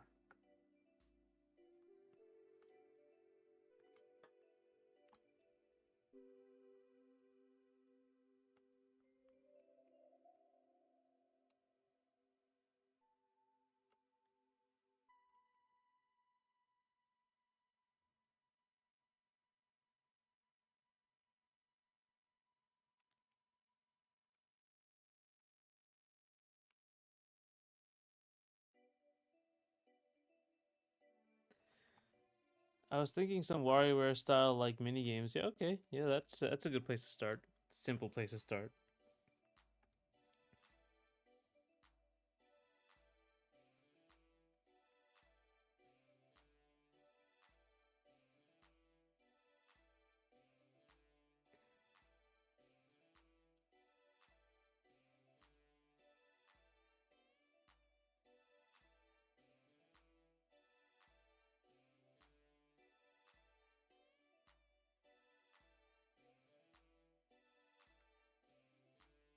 When someone calls FF6 3, it makes me think of Americans on GameFAQs.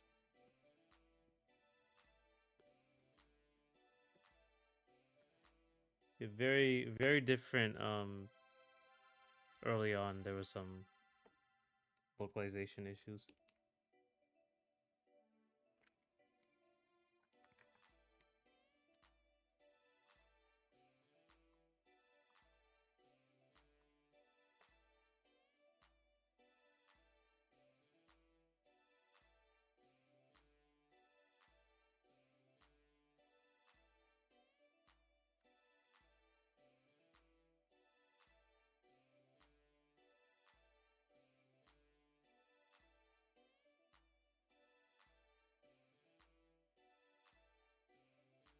That should be white.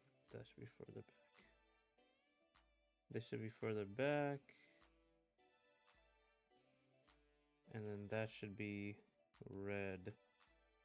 That should be white.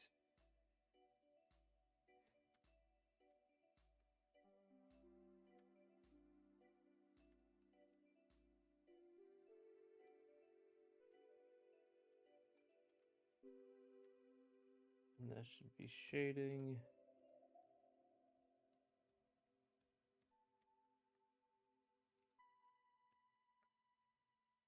And that should be here.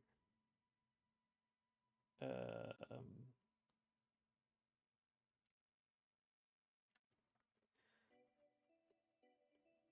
I'm so used to calling FF6 3.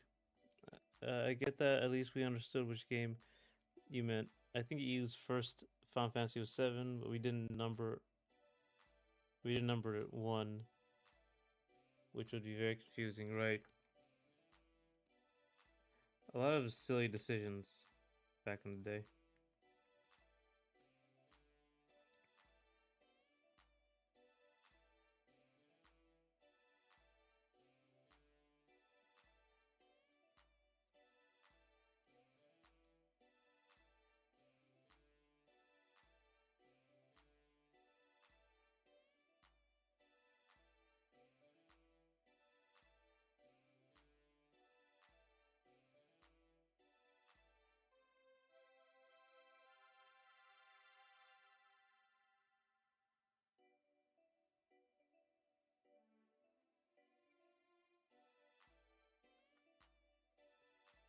Naming conventions for number sequels when the originals aren't in that region are a marketing nightmare, right?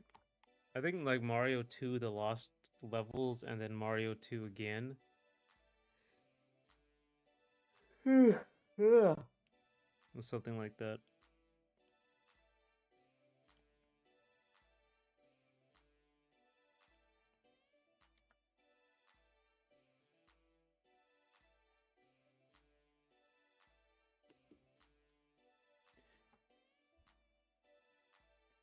Earthbound Beginnings. I've seen some people call it Earthbound Zero. Super Mario Bros. 2 Lost Levels. Yeah, exactly.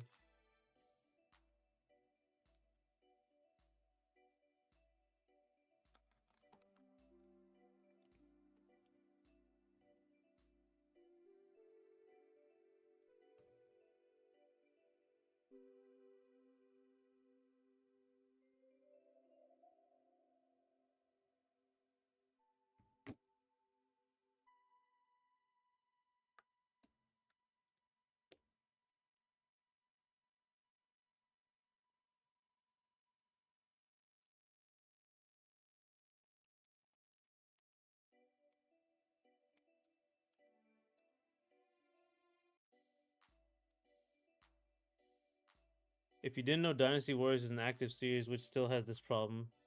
Our number for the game is one lower than Japan's. Huh.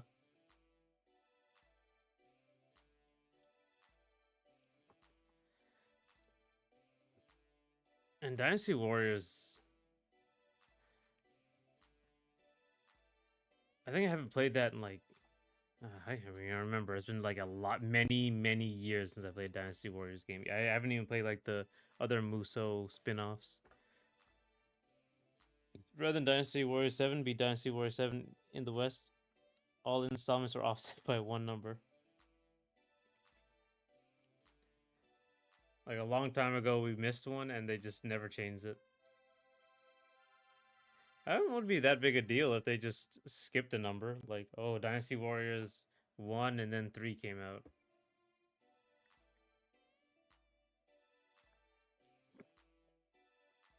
If anything, people wonder what happened to 2 and like try to look it up, right?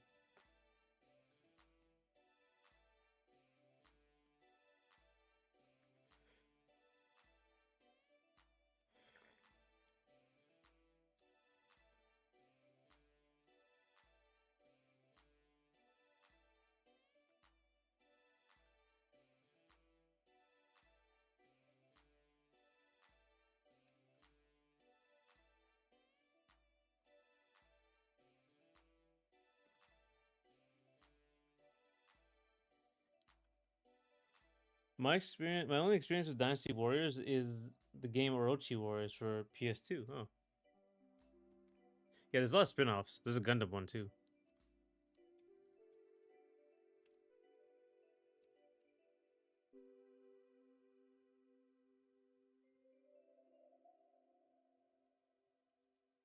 Or actually, Warriors Orochi a different thing. Oh no, it isn't. Never mind.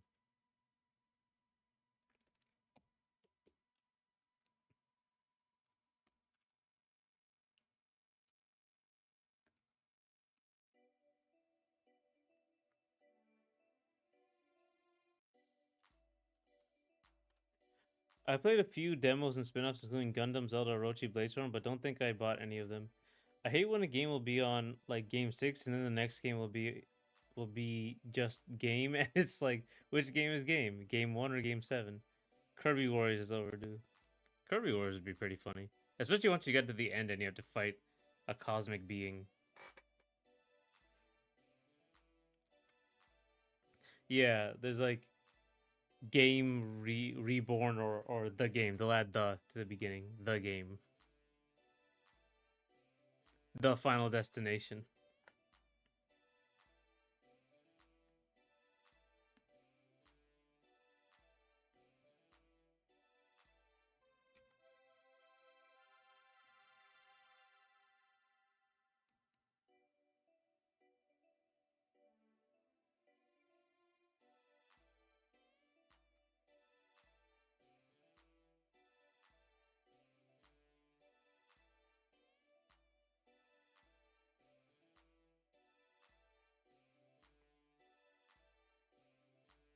Like Sonic the Hedgehog '06. Yeah. Yeah. I love the Lords of the Fallen as an example, or the Suicide Squad, right?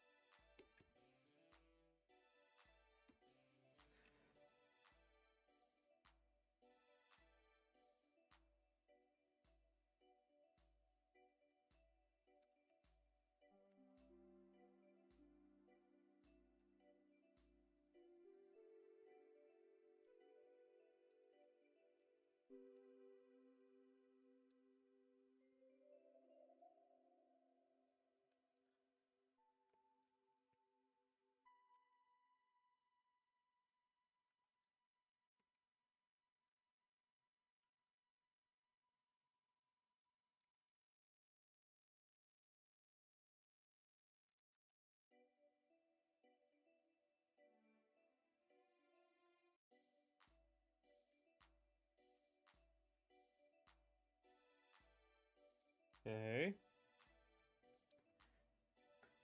I like when game series know how far they've drifted from their original premise and opt for a new name entirely. A bit different, but New Super Mario Bros. Had its issue. You couldn't say the new Super Mario Bros. Without added confusion. Same goes with the new 3DS, but it is an English speaking issue. Yeah. What games, Walter? What games did you that the new Super Mario Bros. What games have drifted so far that they got a new title? I guess like when a game was meant to be a different type of game, right? Like how even like the original Jumpman was supposed to be like a Popeye game, and then they just kind of changed everything because they couldn't get the license.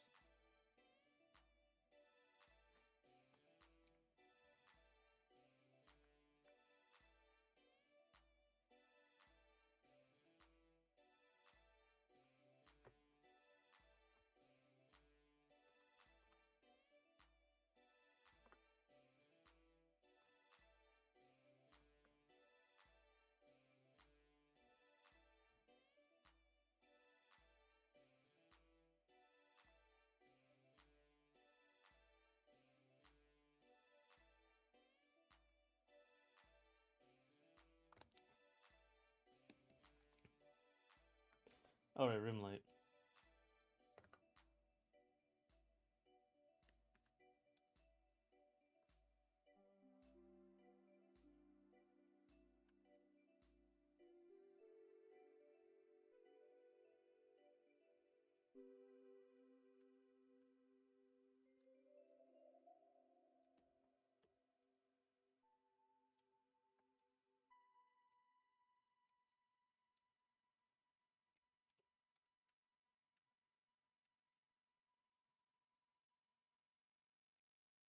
It's just the separate from the background that will be there.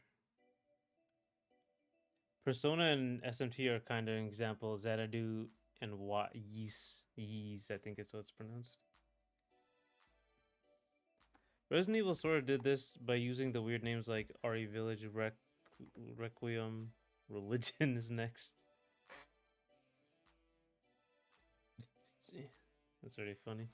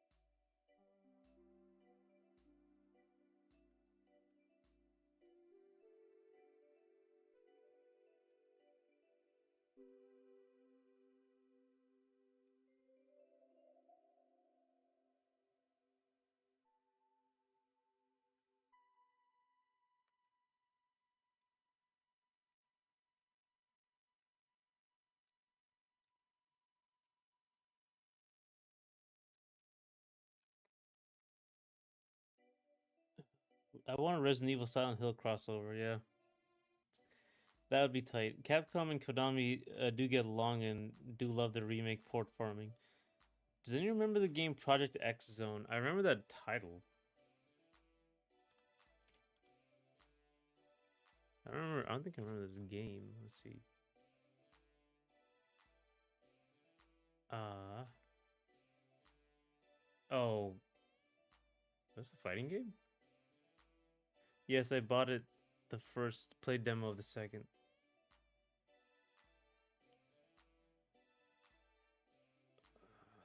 Oh no, this wasn't. This was something else. Never mind. No, I remember looking up this trailer. I think you maybe you told me about it.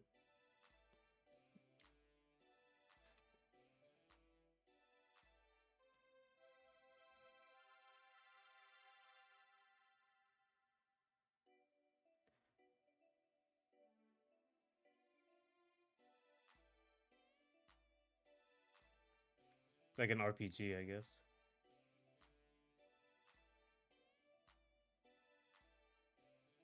Xenosaga.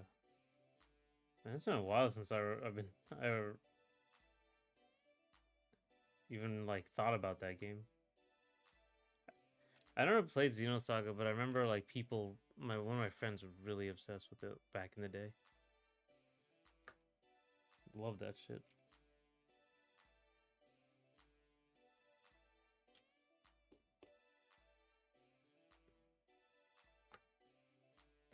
Project X Zone was kind of like a Fire Emblem-ish with combos, right? Yeah, I can see the um what's it called? Trailer. That's some of that.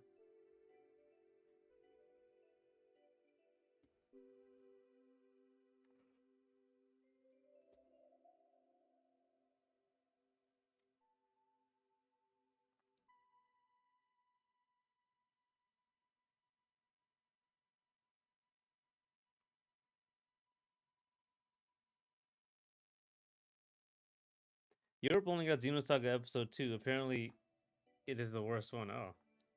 How many are there? Xenosaga. Uh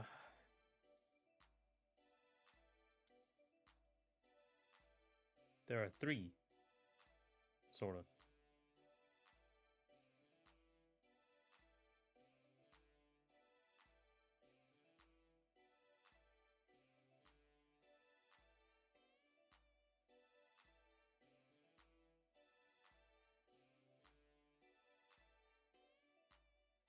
Oh, Monolith Soft.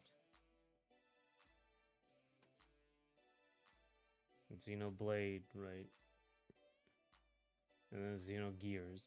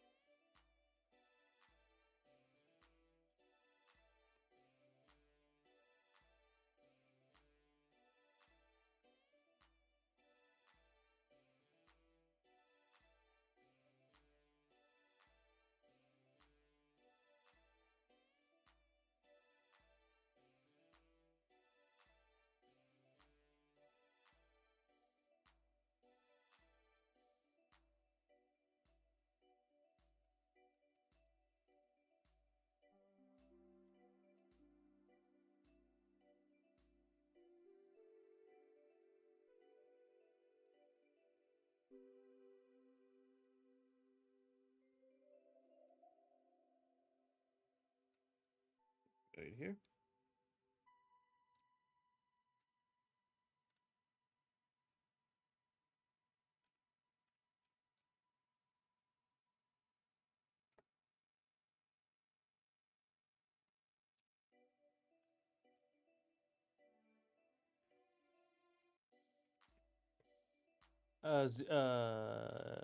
Okay. Xenogears, Xenosaga, and Xenoblade all share the same developer and are a little connected. They all have different publishers, so it must be a bit of a licensing nightmare, even if only Blade has the first party as an owner. Project X Zone 2 is fun because you have everyone from 1 knowing each other, so you have Chris introducing Leon to Mega Man X. Yeah, the Marvel, the MVC situation.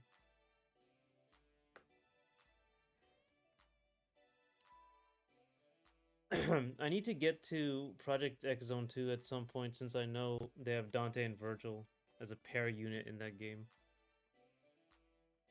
Project X Zone 2.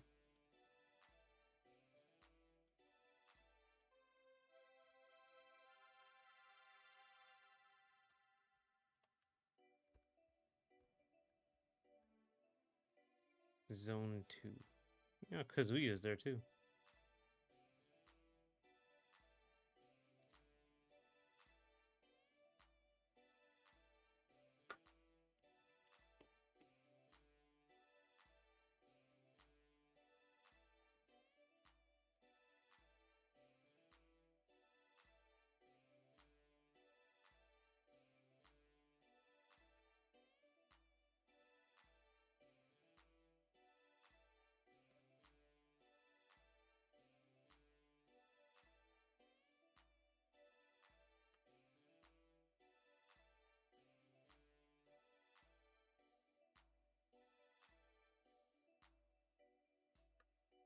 What is like how many people are in Project X? Like what is the company crossover thing? Is it just like it's Sega, Capcom, the Xenoblade people, Monolith Soft, Bandai Namco, Namco, Capcom, and Sega. Okay, technically there are three of them: Namco, X Capcom on PS2, uh, Project Zone 3DS, Project Zone 2. Also adds also Nintendo. Okay,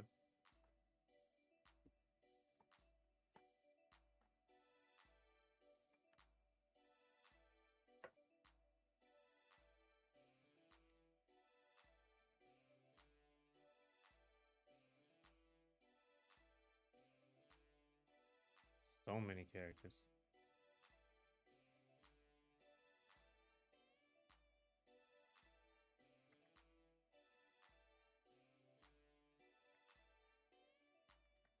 No, they had Crom and Lucina. Project is proof that the devil is real and that someone made a deal with him to have it happen. Yeah, this is like everybody. I think the most difficult characters to get for Smash were like the Square Enix characters.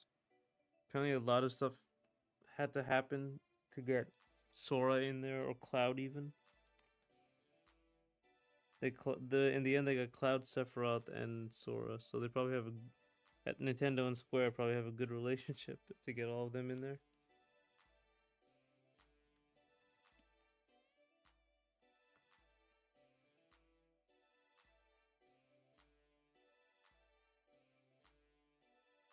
And then there was Disney you had to contend with, which is its own problem.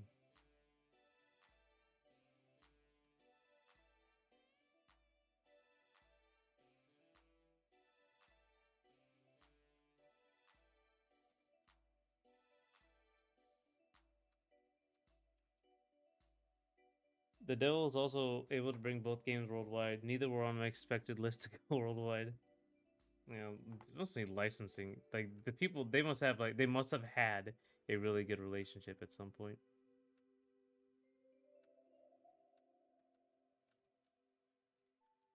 I think the MVC relationship was like kind of severed with Marvel vs. Capcom Infinite, and then later on when Arxis made DBFZ, which is basically the tag fighter, like the top tag fighter, they were fine with it. They went to them. They were also able to get Super Mario RPG remake. Yes, that was fun. I played the remake. Yeah, it's a lot simpler than the Paper Mario games. I never played the RPG before, but it's a lot simpler than the Paper Mario games. Like everything in the story, like you just kind of get the stars. It's not some big, huge deal. It's a lot shorter missions as well.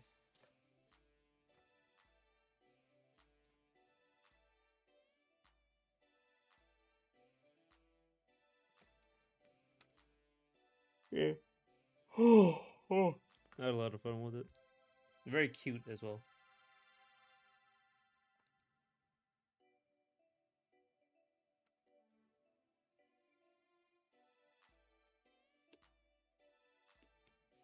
You know, I should just make this whole thing. I'll make this whole thing into shade.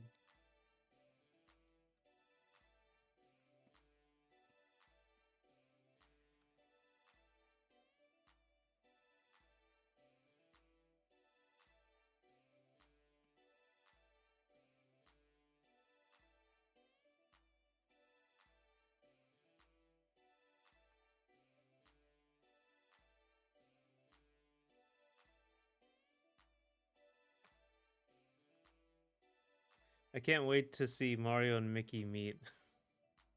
Are pretty funny. That'd be a full, super full circle thing. But I guess that's already happened because of like Kingdom Hearts. But like you see stuff like how anime was influenced by Disney, and then Disney influenced by anime, and then you have like that happen.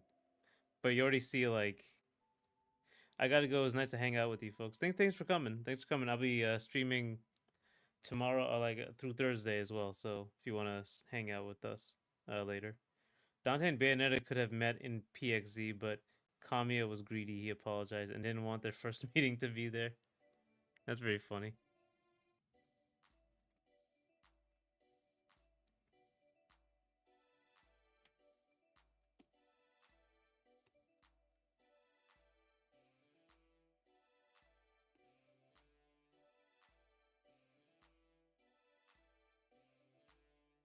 Yeah, take it easy. Um, we'll see. Hopefully, we'll see you later.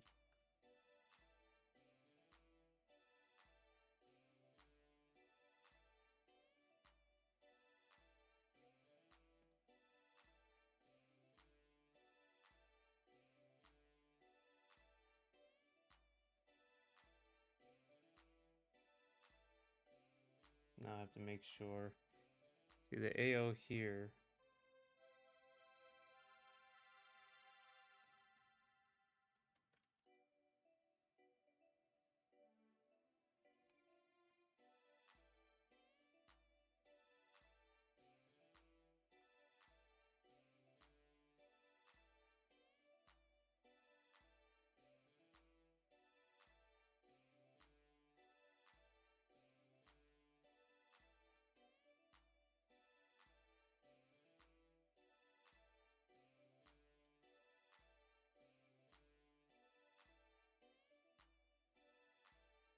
It makes you think that some of these crossovers are very lucky to happen. If Disney weren't happy with Bayonetta sharing a game with Sora, Sora would not be in. That's right.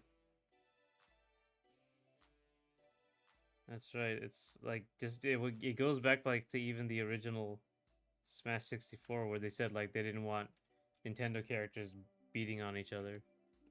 Um, it's like that sort of ridiculousness.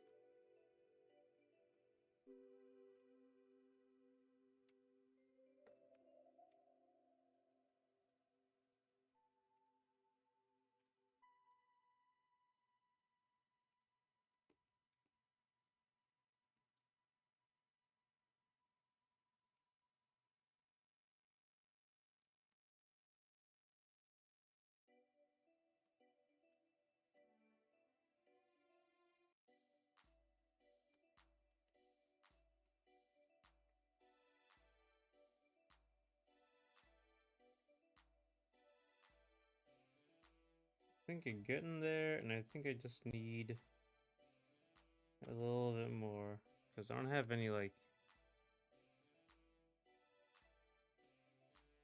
highlights.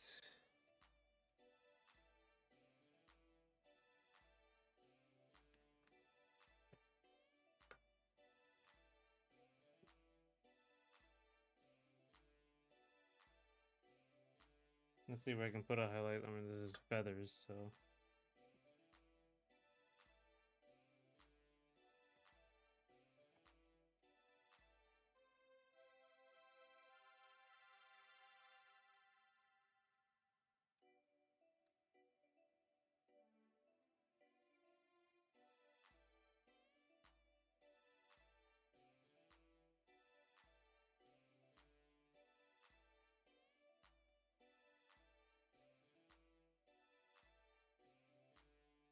Maybe like this, but still too much even.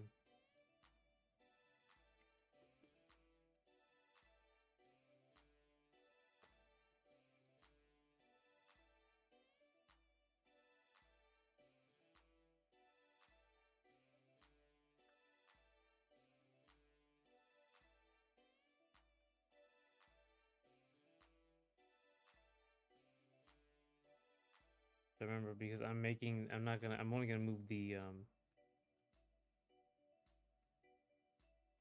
I'm only gonna move the wings, so the body can be like a little more detailed.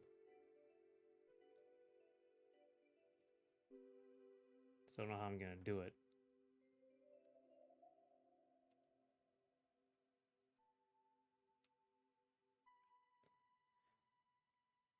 Alright, I'm gonna take a quick uh, quick 10-minute break. I'll be right back. We can finish up the stream. Uh,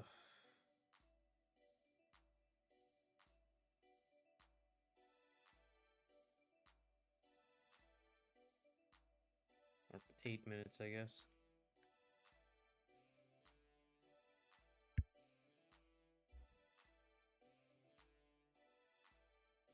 So I'll be right back.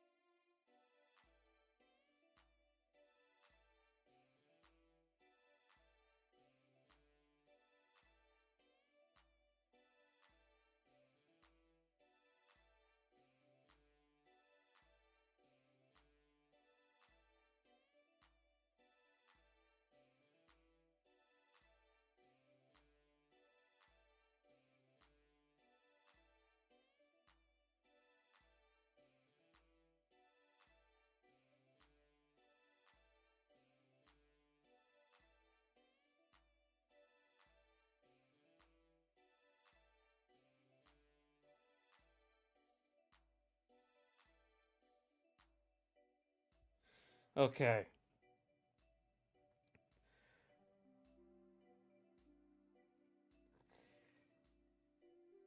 Okay. Sorry about that. I have now returned.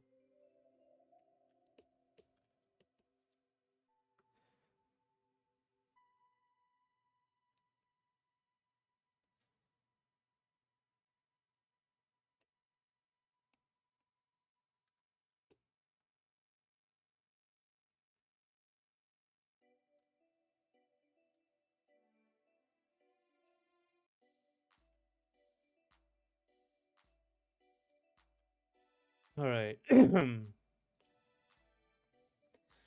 Yeah, collaboration, like Kingdom Hearts in general was like a very apparently a very impromptu sort of situation where like one guy was on an elevator or two guys were on an elevator from Disney and Square Enix and pitched them an idea.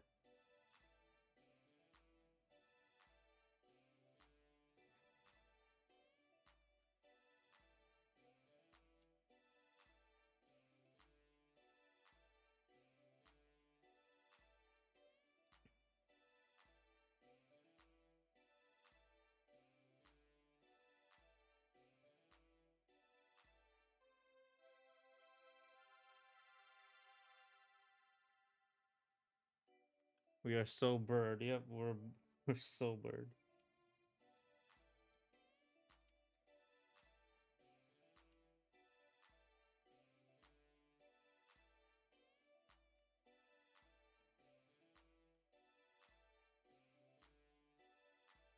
Mm, right. Anyway, so uh that doesn't have to be there. That has to be changed a bit.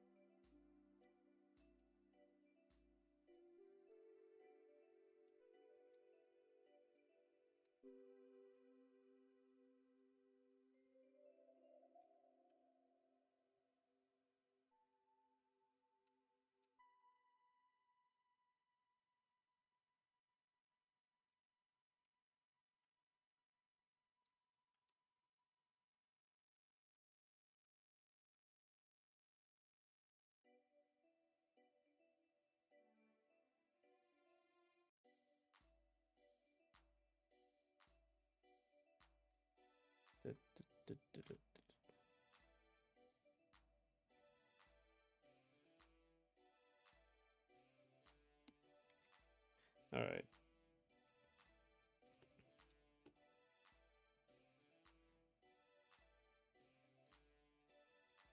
No, yeah, so Marvel Tokon beta is over, actually. I think it's like it's it came in like really fast.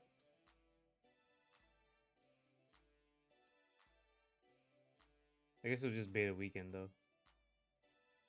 There was a whole tournament for it too, which is crazy.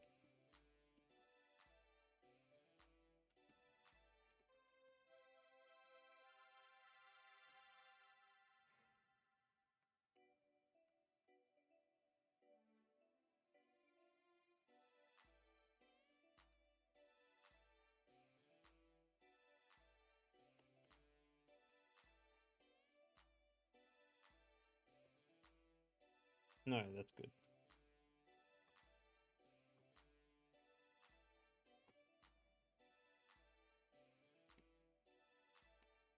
Wings kind of split a little bit. So,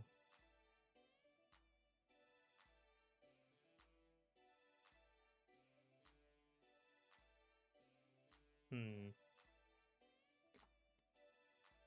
Yeah, see, it doesn't flow in the back here. So let's get rid of that and give him like a better sort of wing shape. Because this is gonna move too. No, it's too much. It's too close to too much tangent with the thing. So let me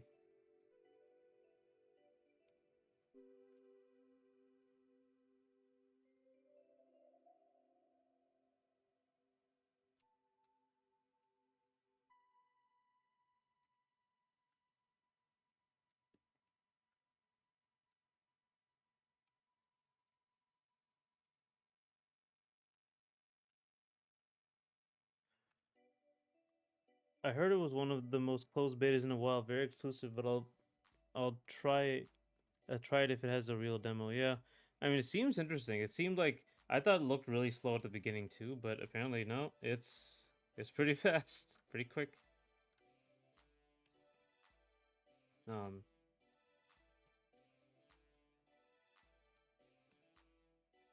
and very similar to what's it called? Uh, Dragon Ball Fighters. Or similar to that. I don't say very similar to. Things I've been hearing, people have been like comparing it to DBFZ, but I never really played DBFZ that much, so I don't know the intricacies. So I can't really say.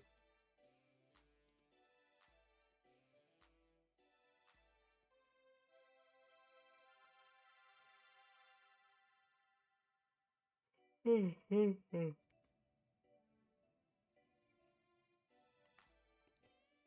know what? How about we not do like this feather thing? These individual feathers things only on like because like it simply is too much here. That looks really bad. Looks really bad.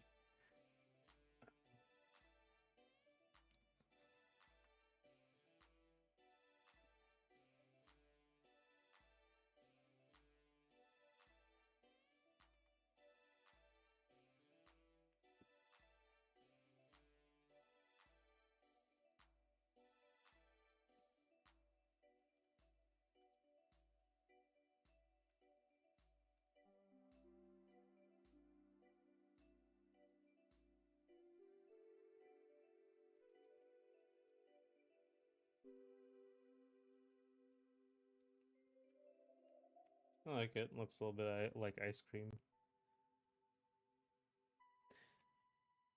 It is apparently more flat than Fighter Z, less distinct characters, but also tagging switching is basically optional, right? It wasn't like the Marvel tag fighter people were, I guess, looking for sometimes. But I guess it's fine to be different because Arxis, something Arxis, first of all, is going to be very different. Also, they do a lot of adaptations, especially back in the day. So I think they're more interested in making all the characters very like true to form. I think like it really feels like you're playing Doctor Doom or Storm. I think they made Fist of the North Star as well, which is another one.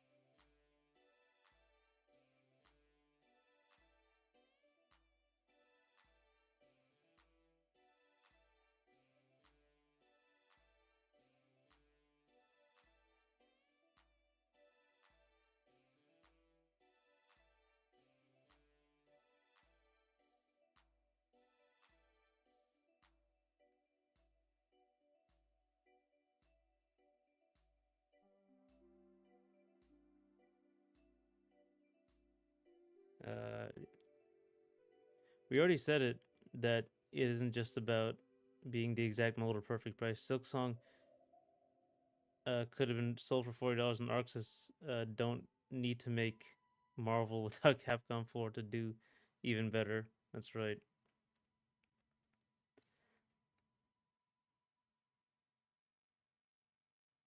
Though I do wonder what could have been. Oh, you know.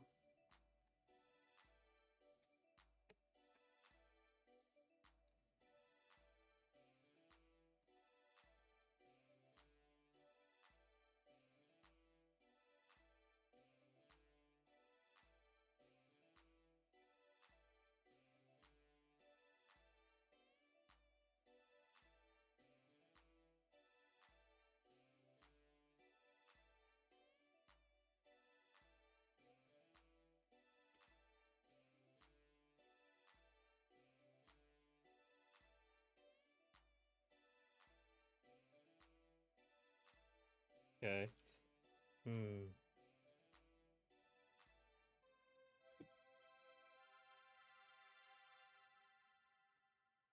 I need to look at the other characters.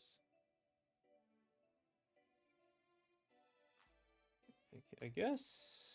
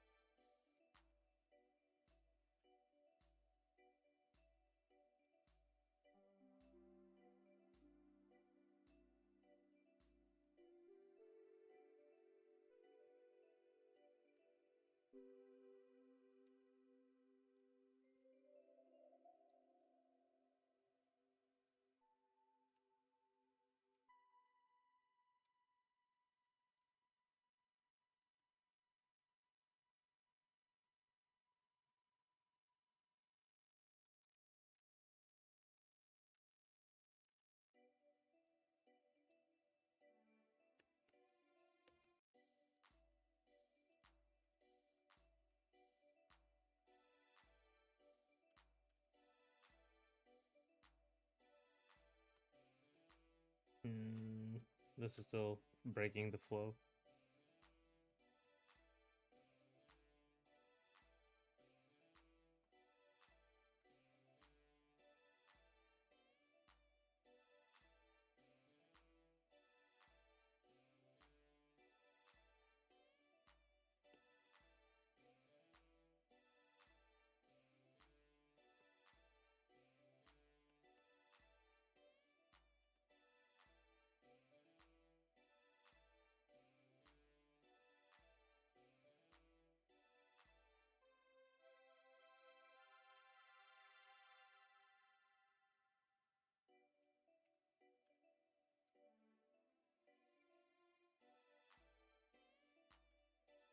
Okay.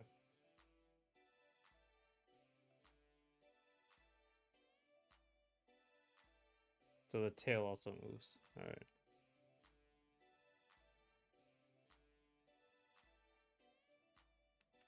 All right. So that means that I'm going to have to break this up into two pieces. Hmm.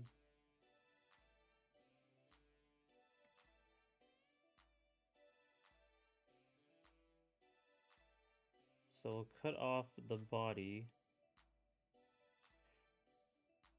Hmm.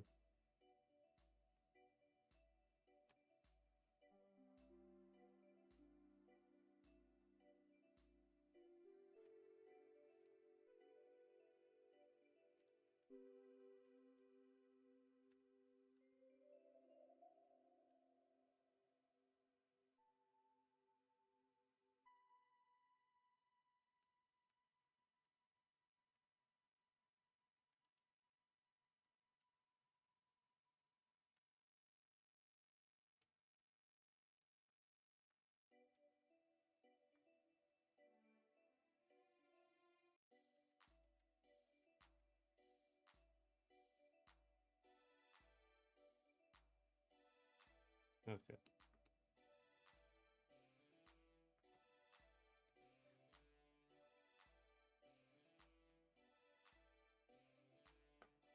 And then I'm going to cut that out.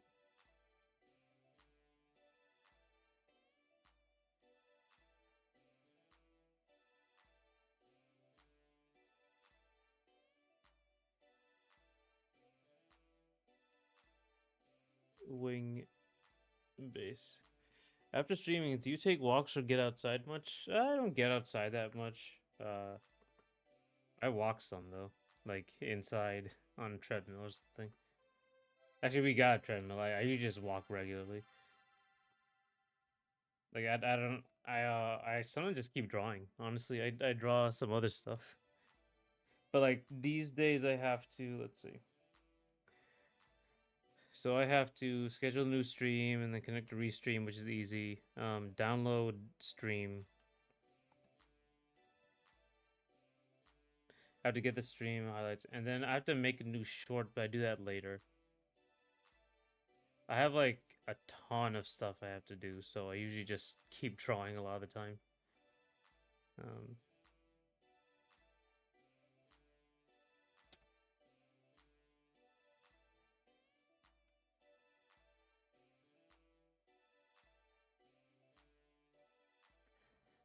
I've been less mobile today, but am usually on the move during part of your stream. Oh, that's cool. Nice to get some exercise in.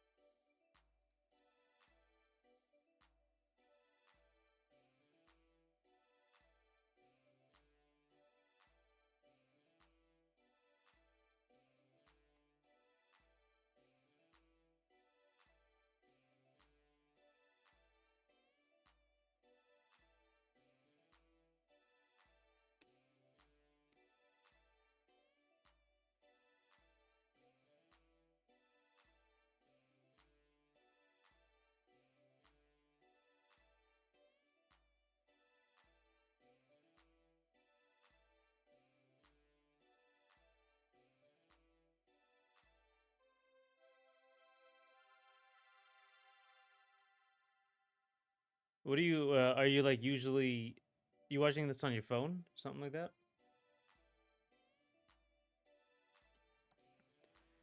Or like you're on like on the in the car or something?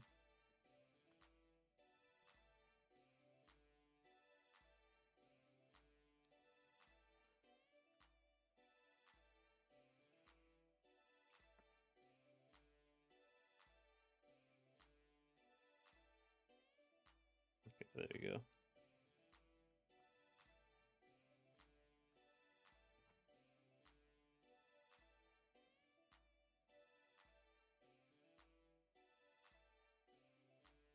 Yeah, usually on my phone. Do you largely play Zelda for the story lore? I heard people don't think Warrior games help the Breath of the Wild games, but crossover Warrior games have very ambitious, especially nowadays for like story and lore because like the gameplay is fairly simple. Um, like it's not like difficult or anything. Like it's just very fun and very well made. It's like a really cool, good world. And the best way for me in what's the best way for world building, and the best way to tell one of these stories is like uh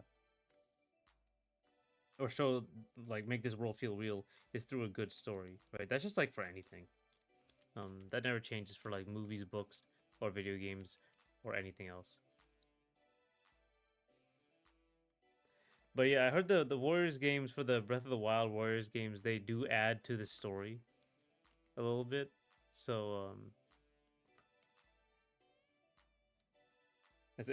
it's spoilers. It's really big spoilers, but like they do some stuff with the story. I got spoiled on it, I guess.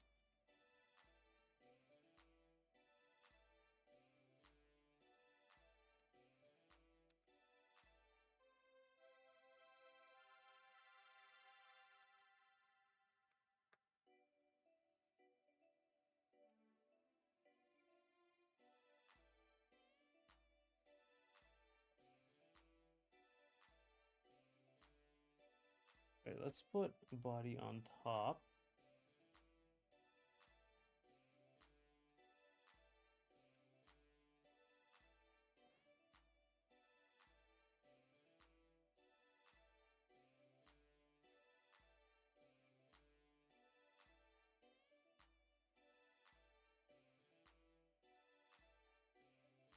It's also like I don't, it's very different now, especially with Breath of the Wild. But there was like a it has a very 90s style of storytelling. Um, where it's like a lot of it was done without dialogue, without cutscenes. So all they really had was like the music, which is front and center, and the design and the world building and the atmosphere, which is like kind of taken away nowadays with the like Breath of the Wild had a lot of atmosphere, just didn't do anything with it. And the attitude of the characters was more like an anime than anything.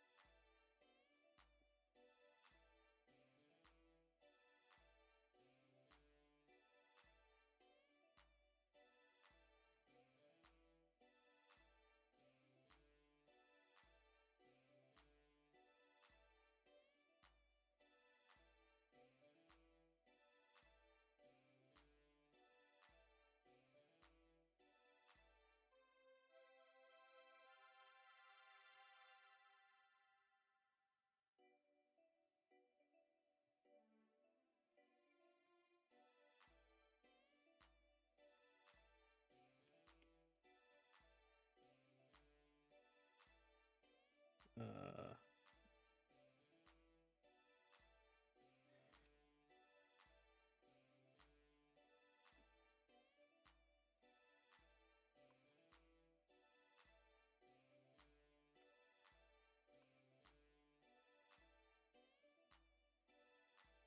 I'm gonna have to do like a front wing back wing situation.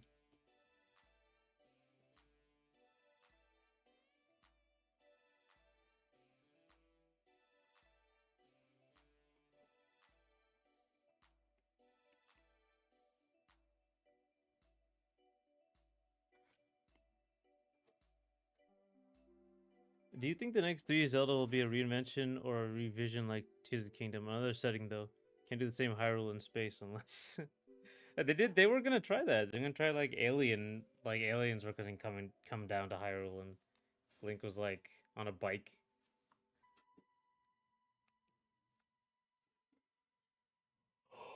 Oh my god. Hmm. I mean, I guess it's gonna be a different Hyrule, but like, I mean, it's always gonna be a reinvention. I think. I don't think they said they weren't gonna do like this Tears of the Kingdom situation again or Breath of the Wild sort of thing again. Though I would be fine if they did. I think they're gonna do like an open world thing still. I don't think they're gonna throw away all this work. So hopefully they'll combine it. They'll make an open world game, but with like or not open world, like a big world with a story this time. But it's gonna. But yeah, I think it's. I hope it's not gonna be like this dumb climbing, grinding, really boring, aimless story, repetitive sort of games.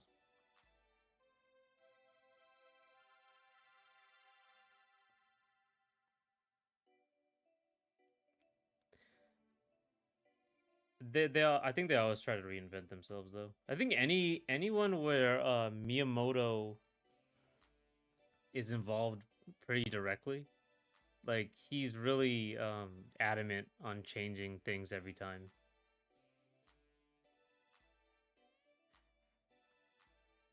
That's a big reason. Like another reason. Like why haven't we gotten another Mario game? You know, like since Odyssey. I guess Bowser's Fury came out after Odyssey, but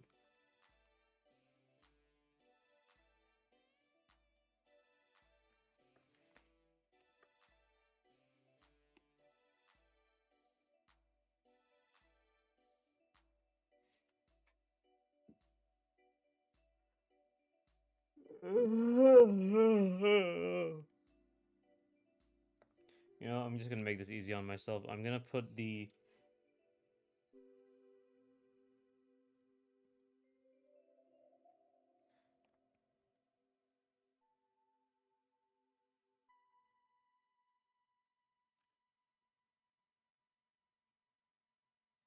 I'm gonna make one of the wings bigger.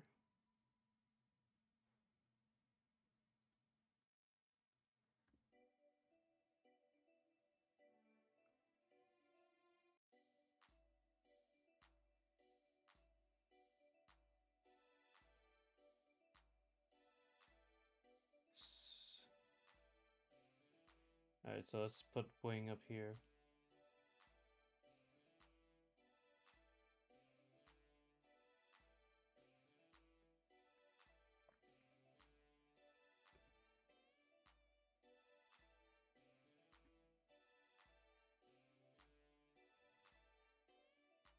Uh,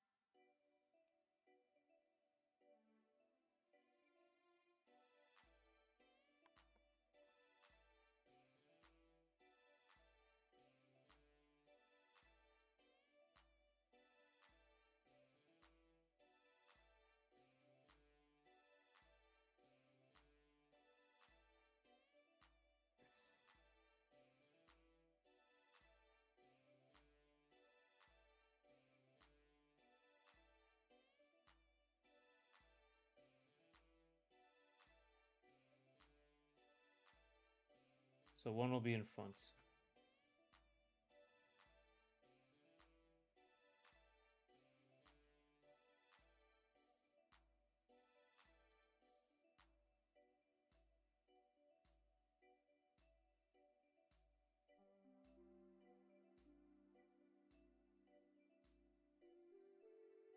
Back wing. It's gonna be an annoying layer situation. But we'll do it.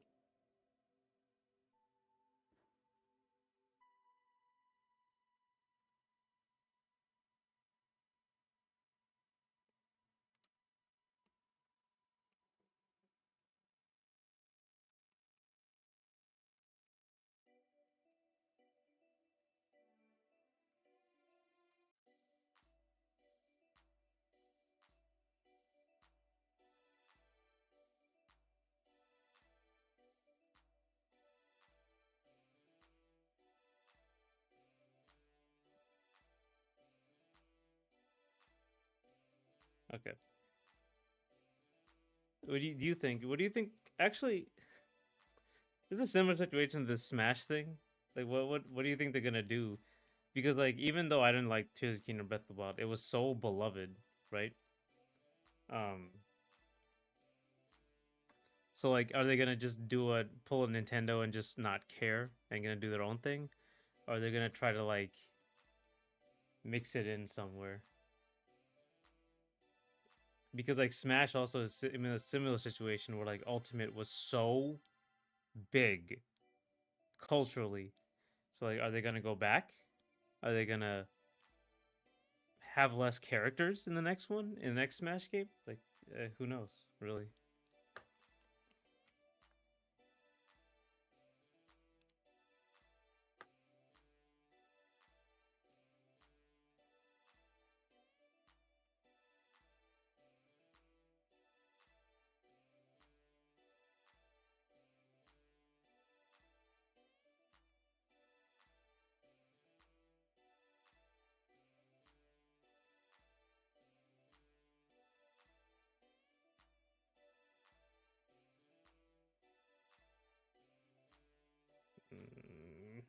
Okay.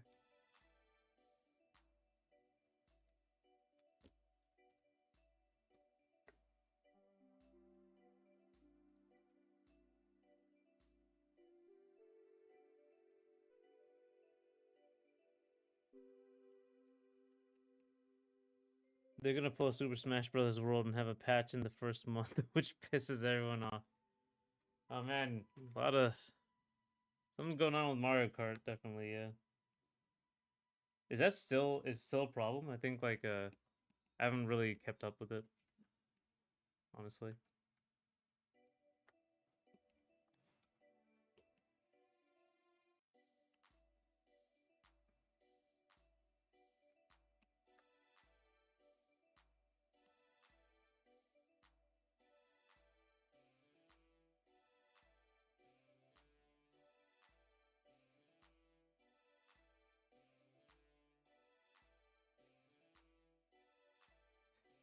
Now we're gonna do this.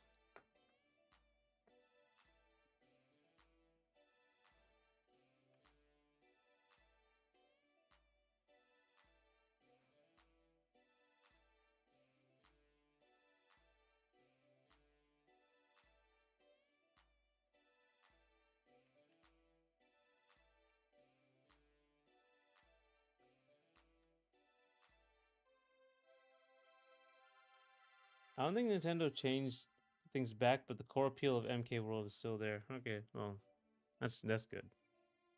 I think there's the ranked issue. That or like the maps have been made easier. I can't even remember.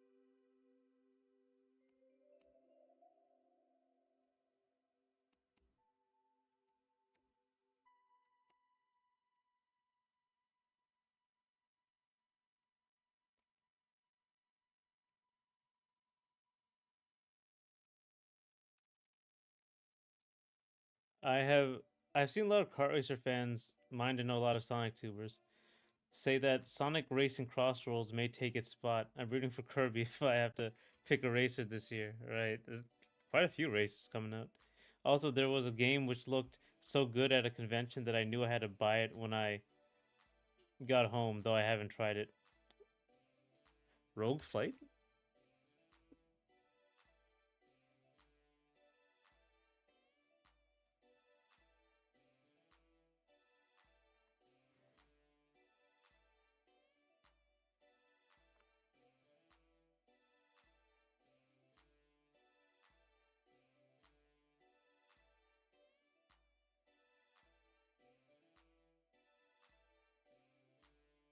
Okay, watch the trailer for Rogue Flight.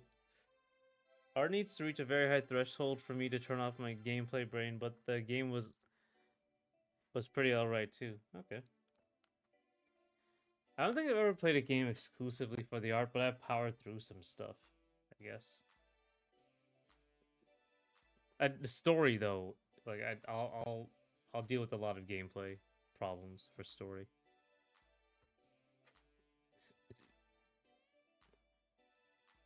A lot of turn-based RPGs are like that for me.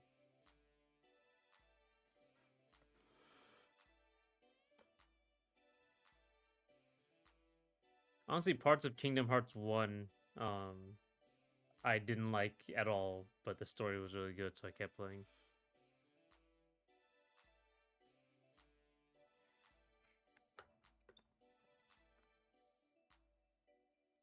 Oh wow.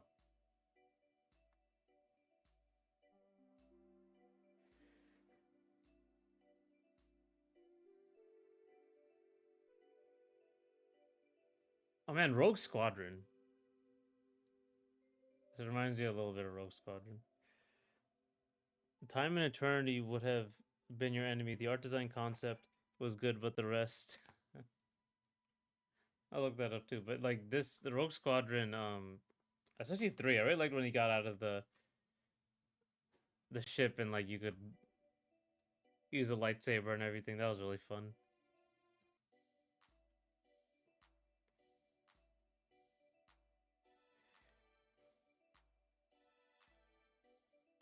See, time, eternity.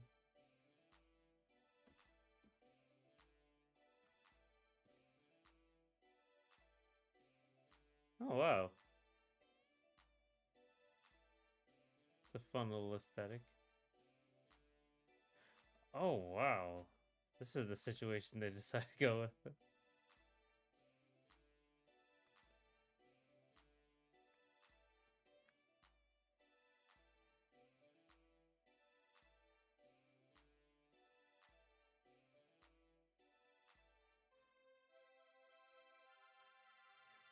This is what a game looks like in an anime. Yeah, kind of.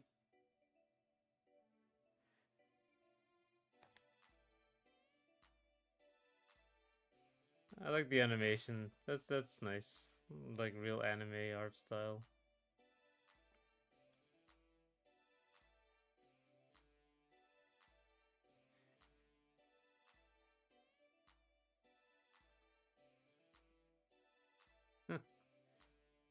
Apparently, this game is terrible.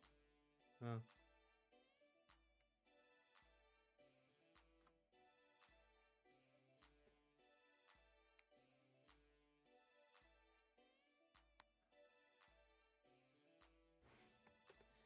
Time and Eternity is one of those cases where you're glad that it didn't come to the West immediately. Importers had a full year to warn us that the story and gameplay was bad. Hmm.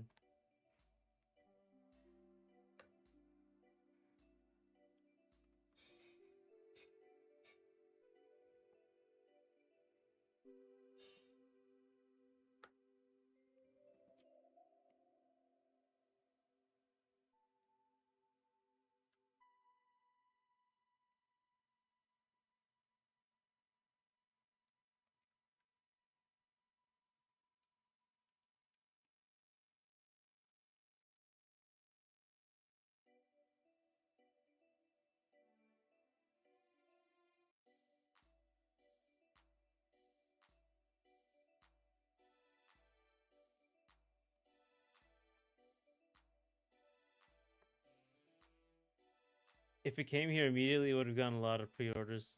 Yeah, I guess it was really.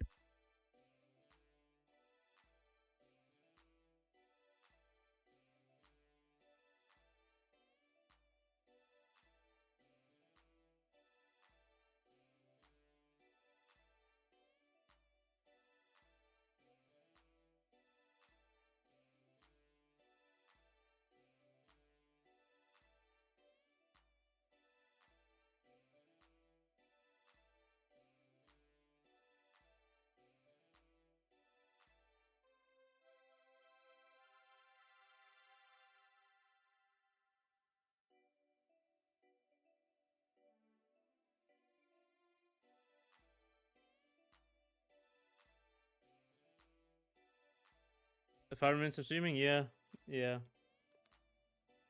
I'm surprised that was a PS3 game. Actually, I thought it was a mobile game. Or at least there's a PS3 version. I don't know if it was a mobile game and then it was made for it.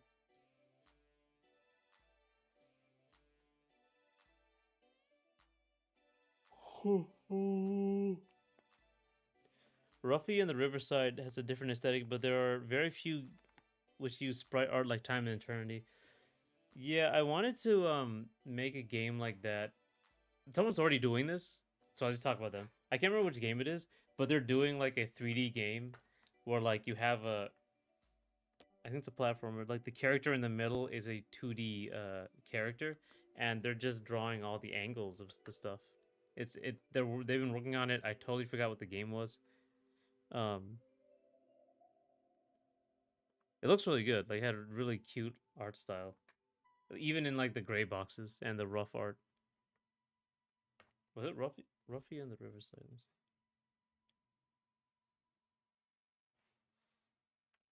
Was it this? Oh no, this is something else. I have seen this though. Mobile games like that did not exist. Time and Eternity was just another PS3 game, just like how the PS2 has an endless library, right? It was similar to Ruffy and the Riverside, but I think it was a little smoother. The one I saw. That was an indie game that they're making.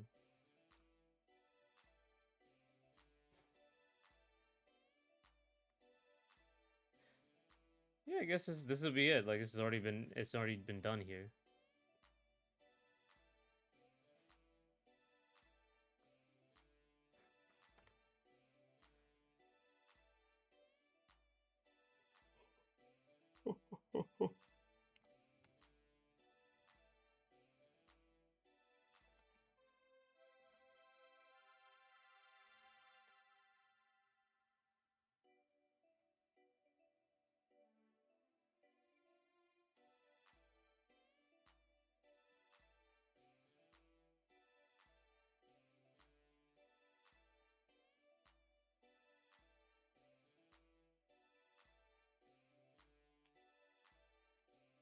Oh, okay.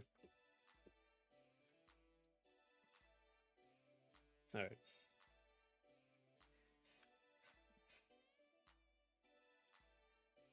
We got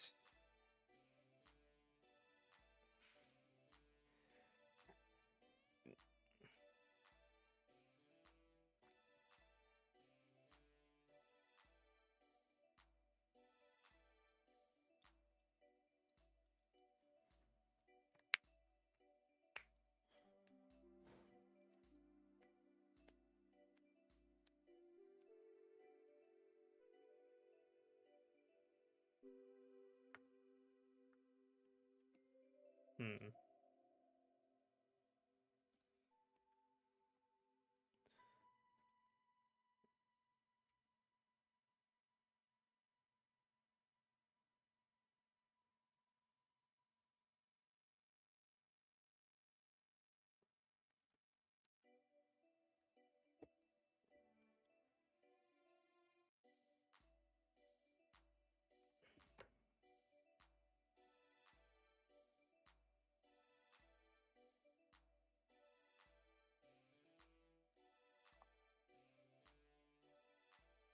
Okay. I think. Well, first of all, this is wrong.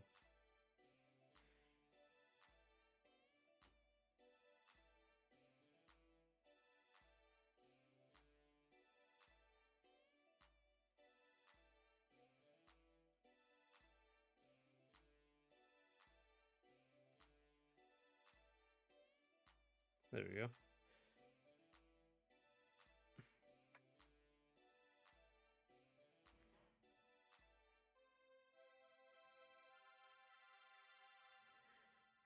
Okay, I think that's we got the bird now. So once we get the bird done, this one animation, just 5 frames, and we did the first one.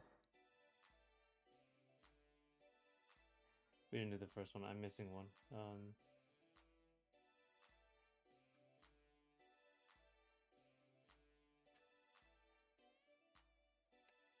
Yeah, I'm missing the shading.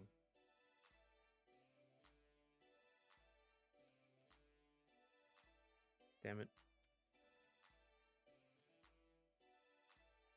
All right.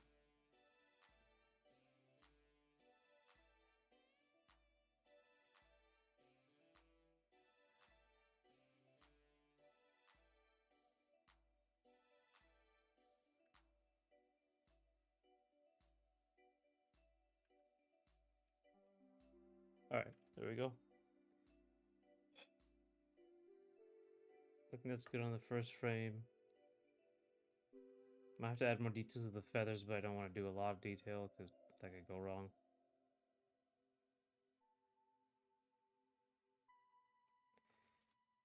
And it should look good. So this will be 4 more frames. And then we go to the wolf, which also has a 5 frame run. And then just the backgrounds, which is probably not that complicated, hopefully. But yeah, after that we will But tomorrow anyway is gonna be Ace of the Moonlight, and I think the update is ready, so I should probably just put that update out.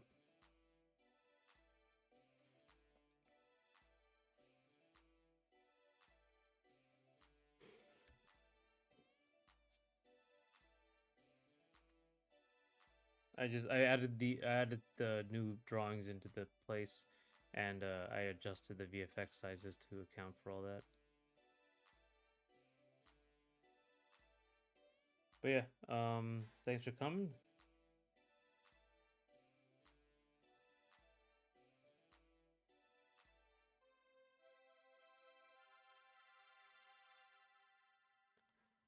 Thanks for coming. Thanks for talking, and I'll see you next time. Sorry, I've been a little out of it. I don't know why I'm so tired. I woke up at a regular time this time.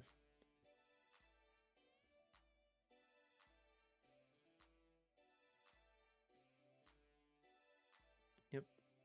Till tomorrow. I will see you. We'll be working on Ace of the Moonlight. So yeah, bye.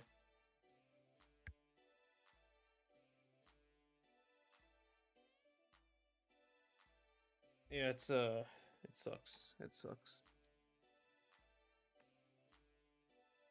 Well, we'll get through it. We'll get through it. The longer the week goes on, the better.